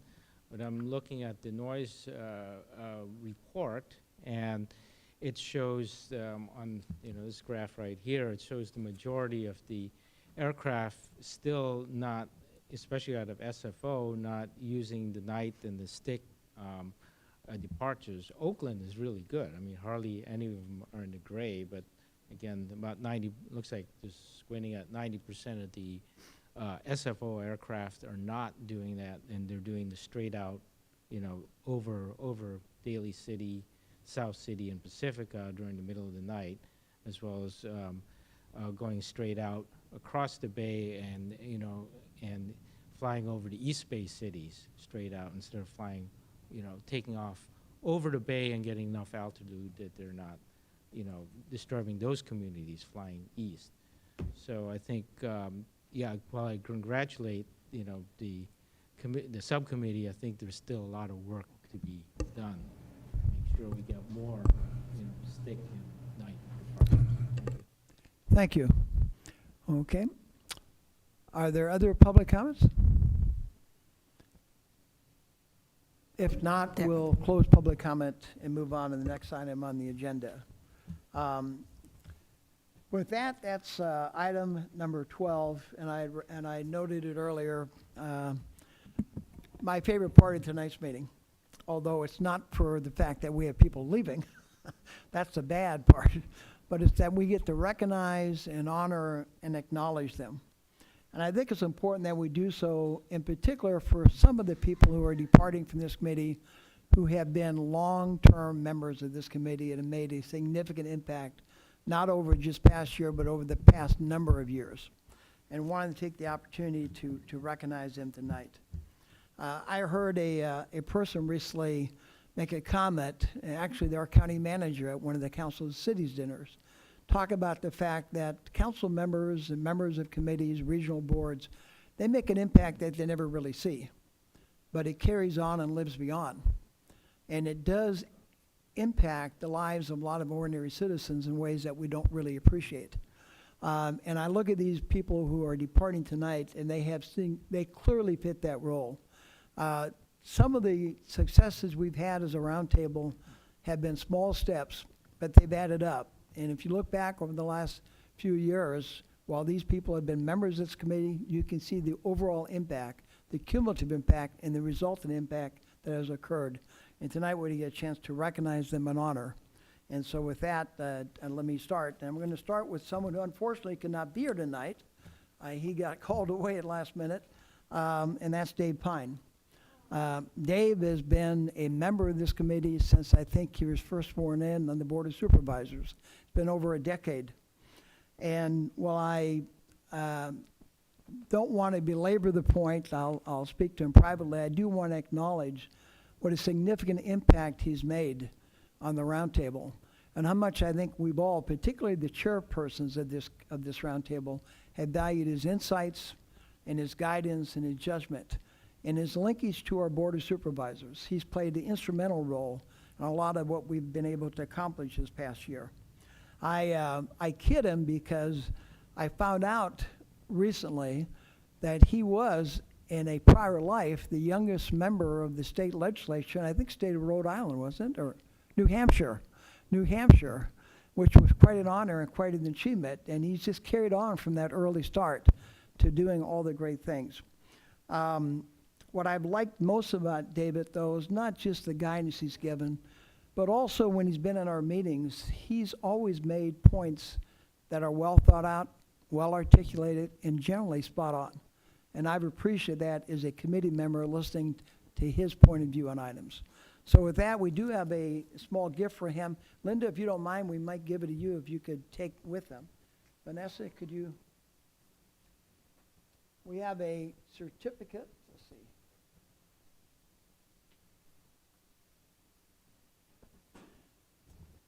This is a small token of our appreciation for David, and it's a certificate from the Roundtable. It's thank you for your many contributions to the SFO Community Airport Roundtable. Your hard work and dedication have made a lasting impact on the communities we serve and well beyond. Signed today, December 4th, 2024, signed by me as chairman on behalf of the Roundtable as a whole. So please give David our congratulations. Thank you.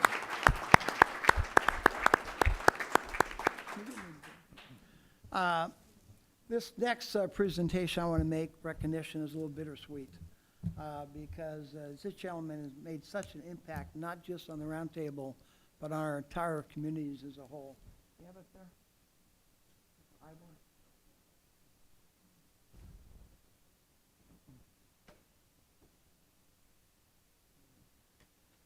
Actually, David was going to be here tonight, was going to present this. This is a resolution from the Board of Supervisors, County of San Mateo, State of California. But since he was not able to make it, I'm very going to have to accept me as a substitute here. And I'm going to read it a bit because it spells it out very well. San Francisco International Airport Director, SFO Director.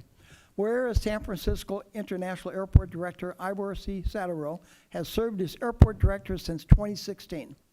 And whereas during the tenure of airport director has added 26 new international airlines and 25 new international destinations. And prior to the pandemic, SFO was the fastest growing U.S. airport for international travel. After extraordinary work to restore international service, SFO has now surpassed pre-COVID flight levels. I think we're close to it. I'm not sure we're totally by it, but. And whereas under Mr. Satero's leadership, SFO has continued to deliver award-winning passenger facilities including the Grand Hyatt at SFO and the Harvey Milk Terminal 1, the first terminal in the world named for an LGBTO plus leader. And whereas other key accomplishments at SFO under Ivor Sadaro's direction include launch of the SFO Unites Against Hunger food donation program to prevent food waste going into landfill, investments in the ground-based augmentation system, GBAS, technology to enable the future development of new approaches into SFO based on noise reduction benefit to the communities. Achievement of the first airport-wide LEED Platinum certification in the world. Named the best airport in the U.S. in the 2020 Skytrax Passengers Choice Awards. And named best airport in the U.S. in 2022 by the Wall Street Journal. And whereas Ivor Sadaro's career with the airport began in 1994 as program manager of transit, managing the AirTrain and BART projects in the airport's $3 billion master plan expansion, and was appointed deputy airport director in 2003 for the design and construction division overseeing capital development, and was appointed the chief operating officer in April 2014 and appointed airport director in July 2016. Now therefore be it resolved that the Board of Supervisors of the County of San Mateo, State of California, hereby honors and commends Ivor C. Sadaro upon his retirement as San Francisco International Airport Director, dated December 4th, 2024, signed by all 5 of the supervisors. Wow. Thank you very much. Thank you. Let me just say a couple words here too, because we also have a small token of our appreciation from the roundtable itself. I'll open it up here. It's a little paperweight for you with the SFO Community Roundtable in appreciation of your service to you day today. Oh, that's really kind. Well, thank you. Thank you, everyone. Thank you. And by the way, I would add, I personally have appreciated the efforts you've made to be collaborative and to work with us and to attend our roundtable meetings. Some have gone a little long, and I've appreciated your patience, but thank you very much for your openness on this. Okay, and by the way, we also have a certificate for you too from the roundtable, so, okay. We're gonna load you down here. Also want to recognize a couple more people. The next person I want to recognize is someone that I've gotten to know quite well over the past few years. I really did not know him until this roundtable, but, and that is our past chairman, Sam Hindy. Sam has been on this, I forget the year he joined us, but I know from the moment he walked in this meeting, he's made an impact. His wise counsel, his insights, his input, his vision, and the way he approaches things is really a model for all of us. He has been the vice chair, he's been the chair for 2 years, he's been the chair of the Technical Working Committee, which is probably one of our most challenging committees, and he's done an outstanding job in all of it. He was instrumental in the GBAS initiative in terms of getting roundtable support and roundtable input. He was instrumental in our Night Hush program along with the prior chairman. He's been instrumental in our Noise 100 program. If you recall, some of you went on our TrainCon tour last year, and he was instrumental in arranging that, and hopefully that will be a regular biannual event. Sam, we might have to name it after you, who knows? But overall, he's made a great impact. But more than just that, I think he's someone that we've all learned to admire and respect. And I greatly learned from his leadership of this roundtable. And Sam, I want to thank you for that. So we have a certificate and a gift for you too.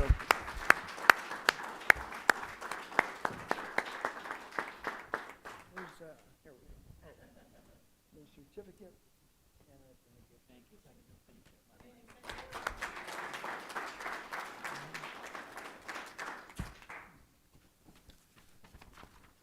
Let's see here. Get my notes here. And I want to do one more here, which she may not be expecting it, and that's Linda Wolin. Linda is sitting right in the front row there. Linda, a lot of you may have not gotten to know because she's sort of behind the scenes that makes a lot of things work. When I first came on the council, in the first few years, I was always lost. These acronyms and these procedures and these maps I never could understand. And the person I would go to would be Linda. And I asked her, what does all this mean? And what's the policy here? And what are we talking about even? And she was always so helpful. And over the years, I've learned not only from that perspective, but in terms of institutional knowledge of the Roundtable, she's your go-to person. We don't have the best of records in the county with respect to what we did a decade ago or even less than that. And Linda's been the person I've gone to that when I've asked questions, have we addressed this before or what did we do before? And she's always known. But more than that, I've always valued the fact that she's a straight shooter. She knows how to get things done, and she knows what she's talking about. There's an old adage of quiet competence. I'm not sure Linda's quiet all the time, but I will definitely say she's definitely competent. And so it's a real pleasure to recognize and to thank her for all she's done. You know, one of the real losses when Dave is leaving is not just Dave is retiring, but Linda is. You know, so we've lost a double whammy there. We have a certificate, Linda, right here, and we have a plaque.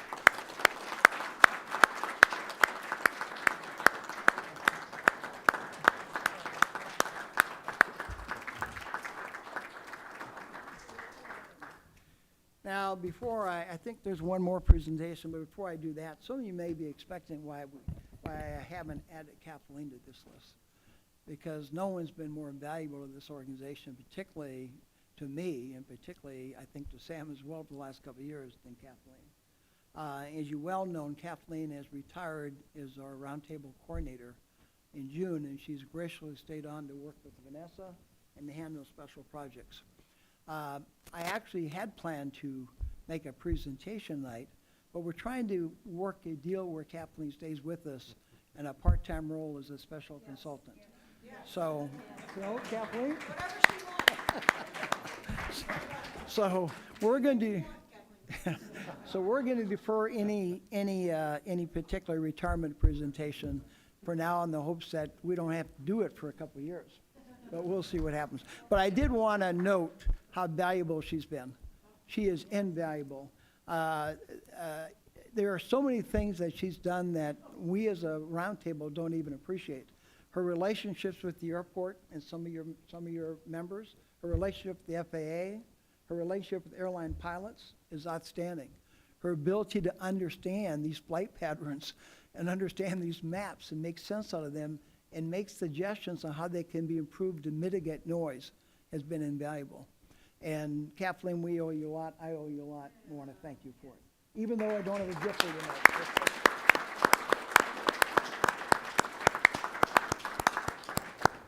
Okay. I'm sorry? Okay, I'll come back to that. By the way, even though we're not going to retire you tonight, we do have a special gift for you, though. So we'll get it. You want to get it now? Okay, and I think, Sam, Mr. Hindy? Thank you, Mr. Chair. I just want to take a moment to, with your permission, to acknowledge the people you acknowledged today because I worked with them. Starting with Ivar, I want to thank you for your partnership with the Roundtable. As we all know, this is a board that really is about collaboration. That we don't have any authority, and nothing that we could have accomplished, as little or as big as we have in the past, without your dedication to the community and working as a partner with us, providing your staff, your resources, anything that we needed from the noise office. Bert was always available because of your direction. I think the GBAS project, the way you engage us early on, and your commitment, the airport commitment, to work with the community and to make sure if anything that becomes more different than what we anticipated or you anticipate as far as noise, that this will be stopped.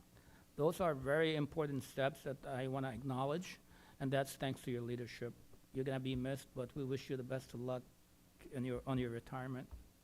I want to acknowledge Linda because Al beat me to it, but there's so much that Linda has done behind the scene that most people don't know. Linda, when I was a chair and probably till now, always was there on the pre-meetings, working on the agenda, putting the agenda together. And as Al mentioned, wealth of knowledge and history on the roundtable, because it's not all documented, but it's all there with Linda. And many times she guided us as we were working to work on the agenda of the meeting. So I want to thank you. And for as far as Supervisor Pine, I had the honor to work with him on the select committee, and I think Kathleen was there as well, worked with Kathleen. I'll come to Kathleen, but Dave has been instrumental for me, at least, like because I remember the select committee was when I first, pretty much after I first was appointed to the roundtable, and I had no idea, again, same of the acronyms, and Kathleen was great help, Linda was great help, Dave was great help, and a great mentor. He really was a great mentor for me on working on aircraft noise. So he will definitely be missed, but congratulations on his retirement. And Kathleen. So, we all come here and we kind of trying to learn our ways. But I go back 2016 when we went on the select committee, and again, Kathleen was there all the time, answering questions. And actually, even before, in 2015, after I got elected, you came to City Hall in Foster City along with Brian Perkins to fill me in and walk me through what is the roundtable and how important it is, and basically walk me through it. And until the very last day, and until now, actually, we still work on the technical working group, I couldn't tell you what I could have done without you. And the wealth of information and expertise that you bring to the roundtable is enormous. And I'm so grateful that you're going to be around as a consultant and help us continue this journey. It's really been amazing working with you, and I'm glad you're here, so thank you so much. Gene, HMMH, really instrumental. Want to thank you again for the information you provide us, but also the way you present it, and the way you engage, and the way you respond to the questions. Sometimes we ask like these trivial question might be, or, but you really take the time to explain them in a way that is inviting, so no one feels like, I shouldn't be asking this dumb question. But, so I appreciate the way you do that and you handle it. Chair Royce, I had 2 years to get to know you when you were as a vice chair, and we worked very closely together. I've always appreciated your input. I always appreciated your partnership, because when I was chair, I really was always looking for you to work together as a team, and I couldn't ask for a better partner to work with during those past 2 years. And your contribution to my 2 years of tenure were immense as well, and I'm grateful that I got to know you and work with you as well. And to everyone, thank you for the kind words, Chair, that you had mentioned, and it's really been an honor to work with all of you. And I was at another board today, and someone mentioned, we get on these boards, but we really don't get paid, and sometimes we don't get noticed.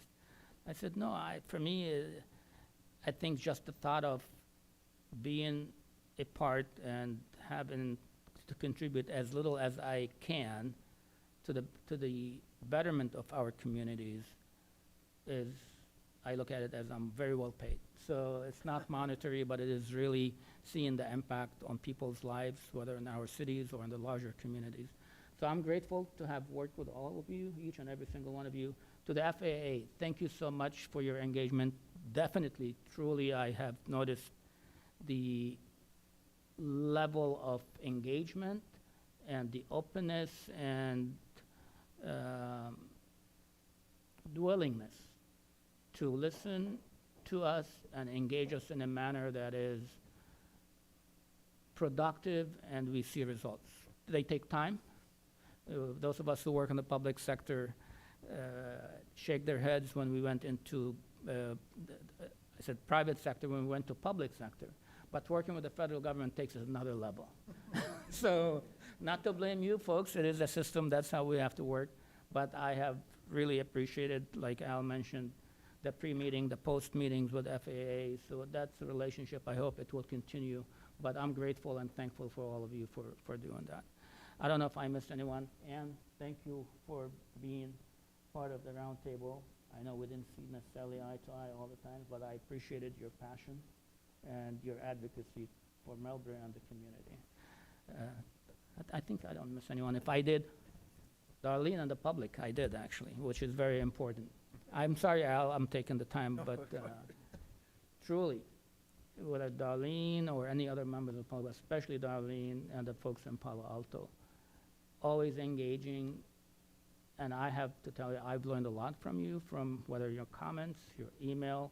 You brought a lot of things that your expertise really are right there. And we appreciate the engagement. I know it gets to be frustrating because we're all trying to have immediate impact on our communities, and it's a very slow process, and sometimes we don't get the answers we like, but I don't need to tell you, I know you will remain engaged along with your group, and that goes to every member of the public. Again, we are doing it for all of us, and we have to do it as a team, and that's the only way we could accomplish it, working all together. So thank you, and I appreciate it. Best of luck to all of you. Thank you. Thank you, Sam. Okay, we are going to have a public comment on the presentations or on this item, but before I do so, Excuse me. yes, please.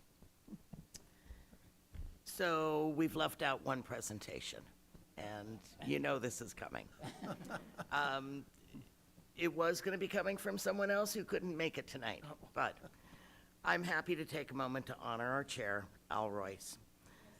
Al, on behalf of the Roundtable, I want to express my deepest gratitude to you for your dedicated service and leadership over the last 12 years.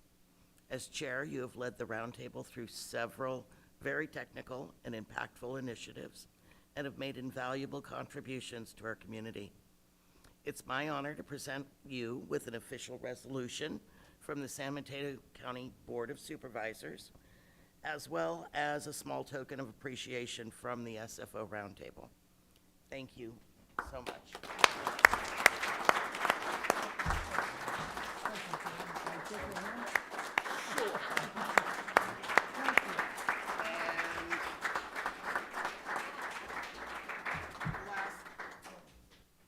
Last but not least, a certificate showing our appreciation for you. Well, thank you very much. Thank you.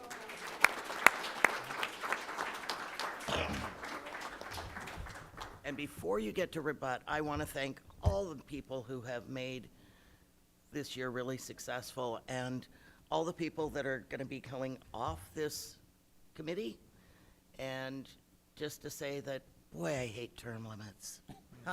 Because all these people bring so much knowledge with them.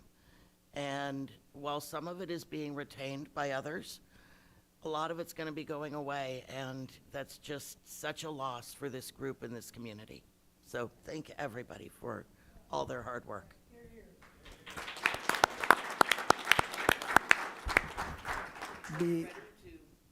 Not yet. We have a member of the public like to make a comment, and this is one of my favorite members of the public. She always makes me smarter every time I hear her. We also and I'm have very to glad see- she's here tonight. So, Darlene, floor is yours. We also have to see Kathleen's present. We didn't see what she Kathleen, got. you like that?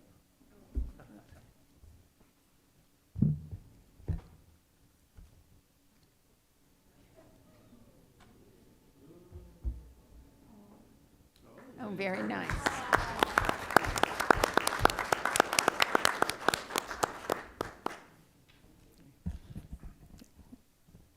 It wouldn't be a proper recognition without public comment. So esteemed roundtable members, contributors, and guests, I'd like to recognize the leadership and dedication of 4 departing members who I've interacted with over 8 years.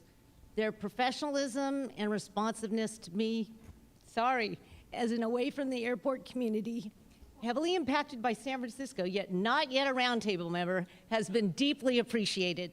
Emeritus Chair and TWG Chair Hindi, from the Select Committee to GBAS and tonight's FAA letter on nighttime flight operations, your deep dives and efforts towards solutions have been exemplary. Thank you for educating us about the Ramatosh Olani. Haha, I said it right, better than eVTOL. You get the Champion of Noise Reduction Award. Chair and Legislative Subcommittee Chair Royce, your leadership on NES, FAA Reauthorizations, plural, and the roundtable support for the 40 House Rep letter advocating robust community engagement has ensured the voices of impacted cities are heard. Thanks for taking the Ledge Committee to the next level. You get the Influential Voice Award.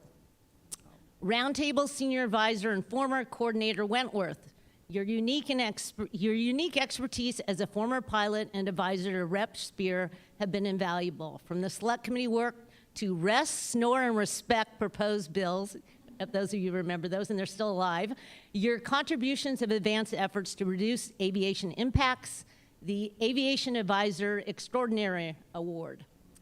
Airport Director Sotero, as a national leader in sustainability in GBAS, your yes vote to include Palo Alto in the roundtable, and your commitment to impacted communities, for example, attending and engaging at the roundtable meetings, have been inspiring. You get the Community Engagement Leadership Award. Aviation noise is a tough issue, and interacting with the FAA is no small task. To these 4 leaders and all of you who have contributed to the roundtable, thank you for your service and dedication, and I have made each of the 4 an artisan medal. Thank you. Oh, that's very nice. Nice. Very nice.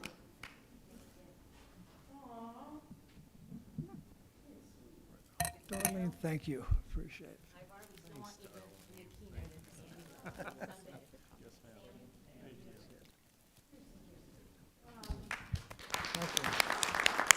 Sue, welcome.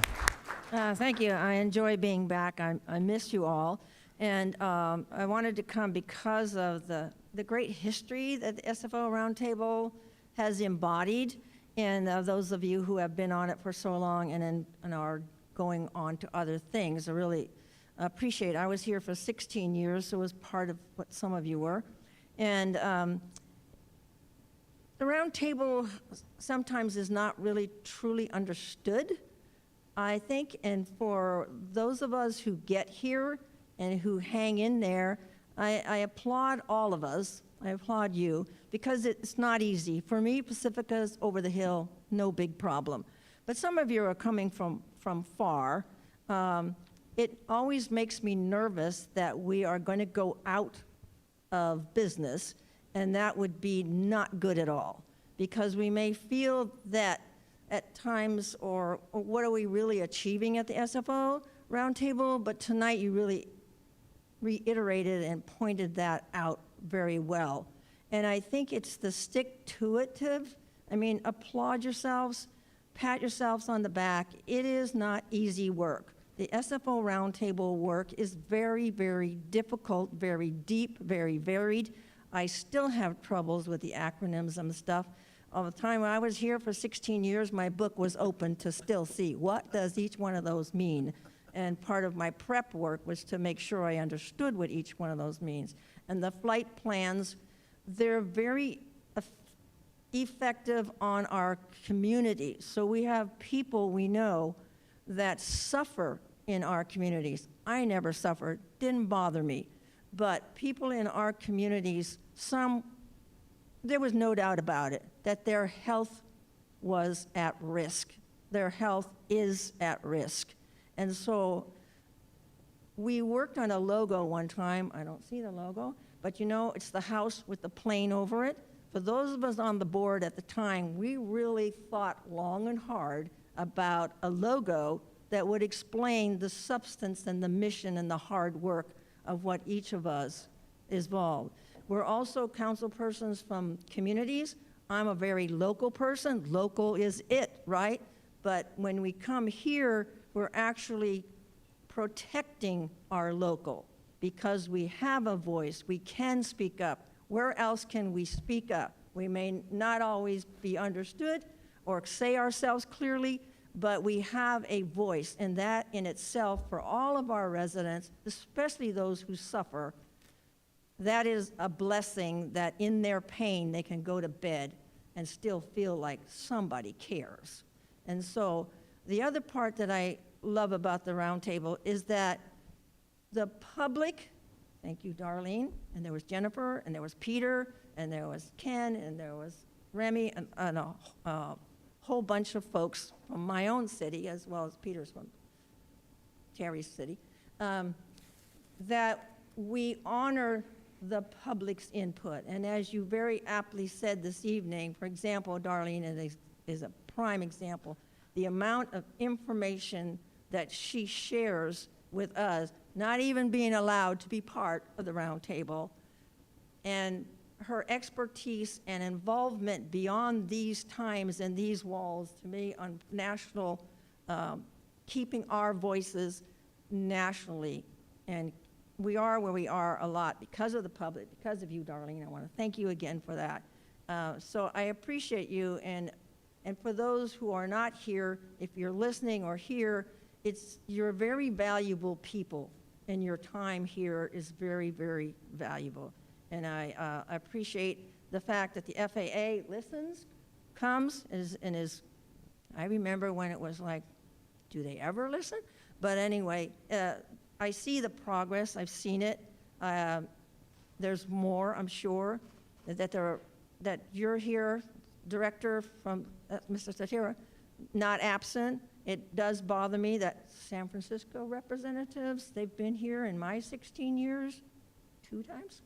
So I'm kind of confused about that. But anyway, I applaud you and thank you very, very much. Thank you, Sue.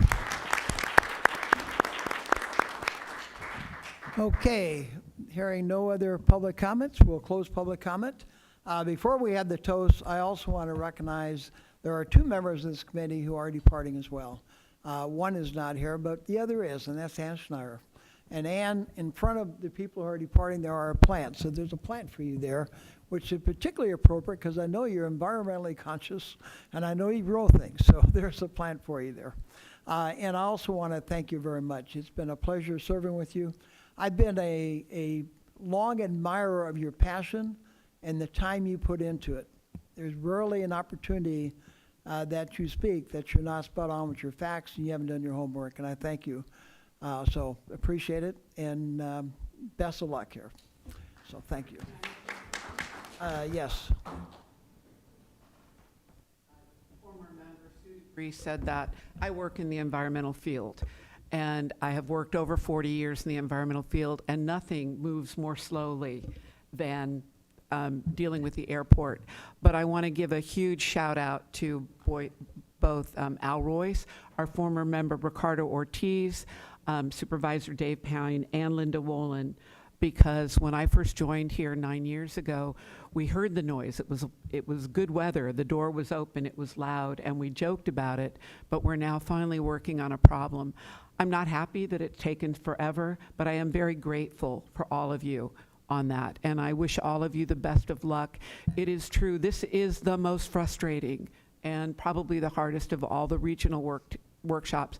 But for all of you that come each week or every other month, thank you so much for that, and keep doing the good work.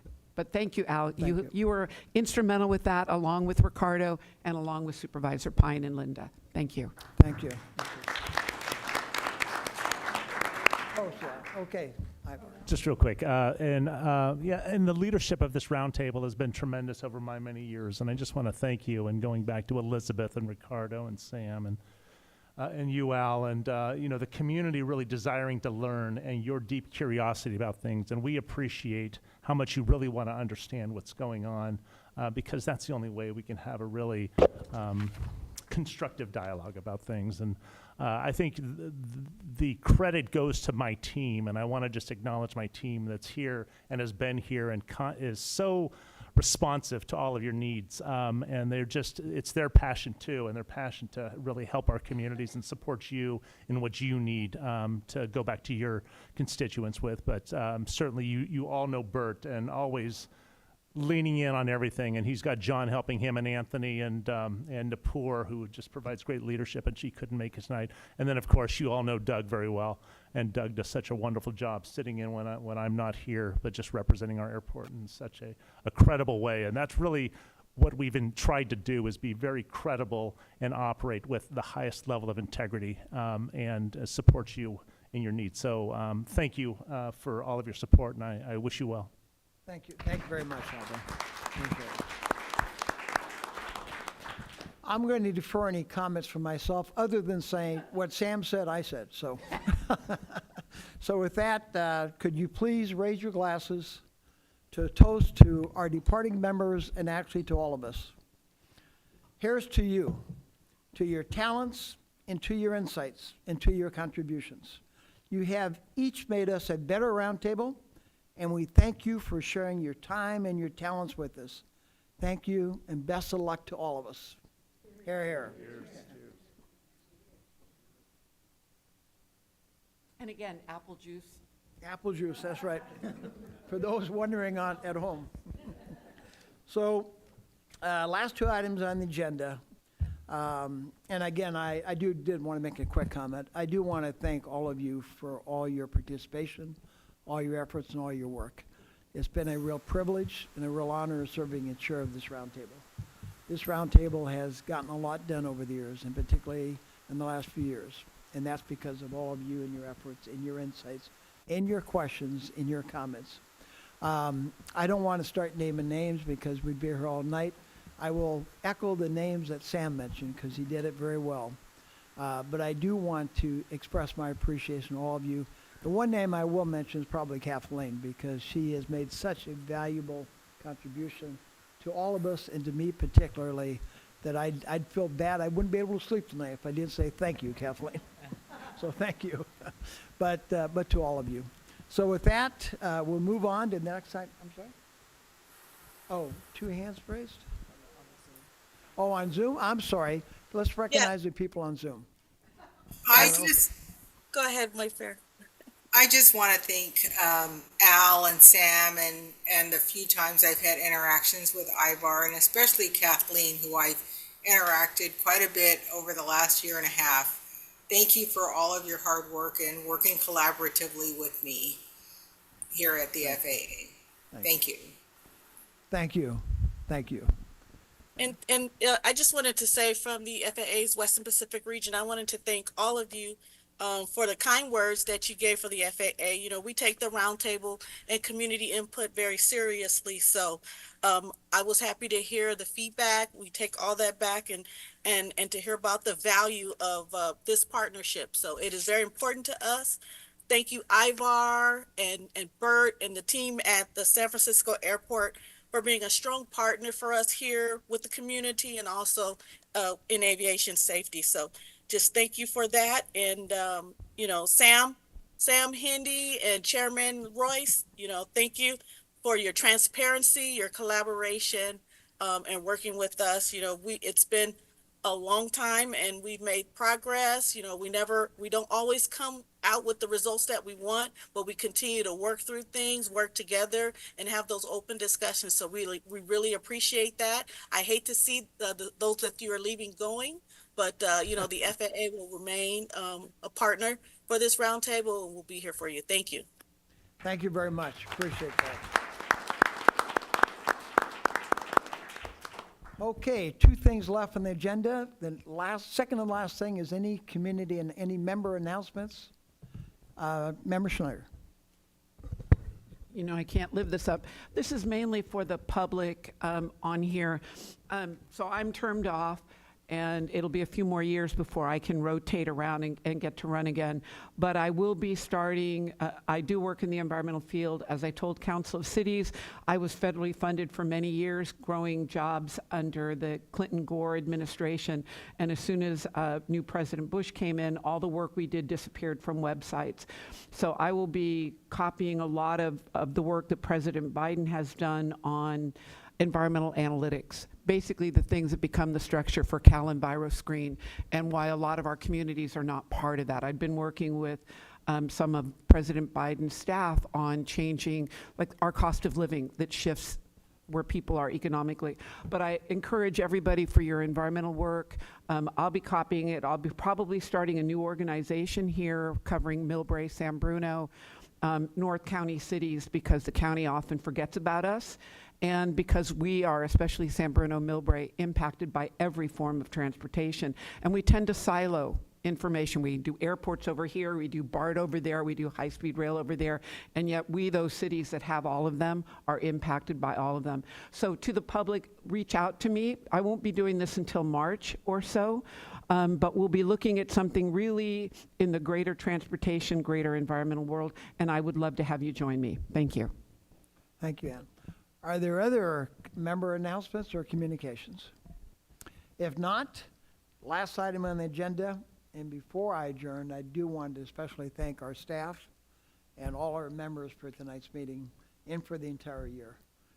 You've made this committee work, not just tonight, but always, and we're very appreciative of it. And I want to thank our partners again. We don't function, we don't succeed without the partners we've had. So whether it's the airport, it's a roundtable, it's the public, it's all of us, it's our elected officials. We thank you. And with that, happy holidays. We're adjourned. Thank you.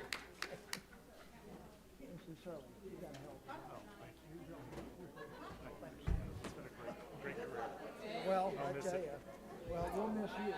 Thank you. Congratulations. Thank you very much. Thank you for showing up. Yeah.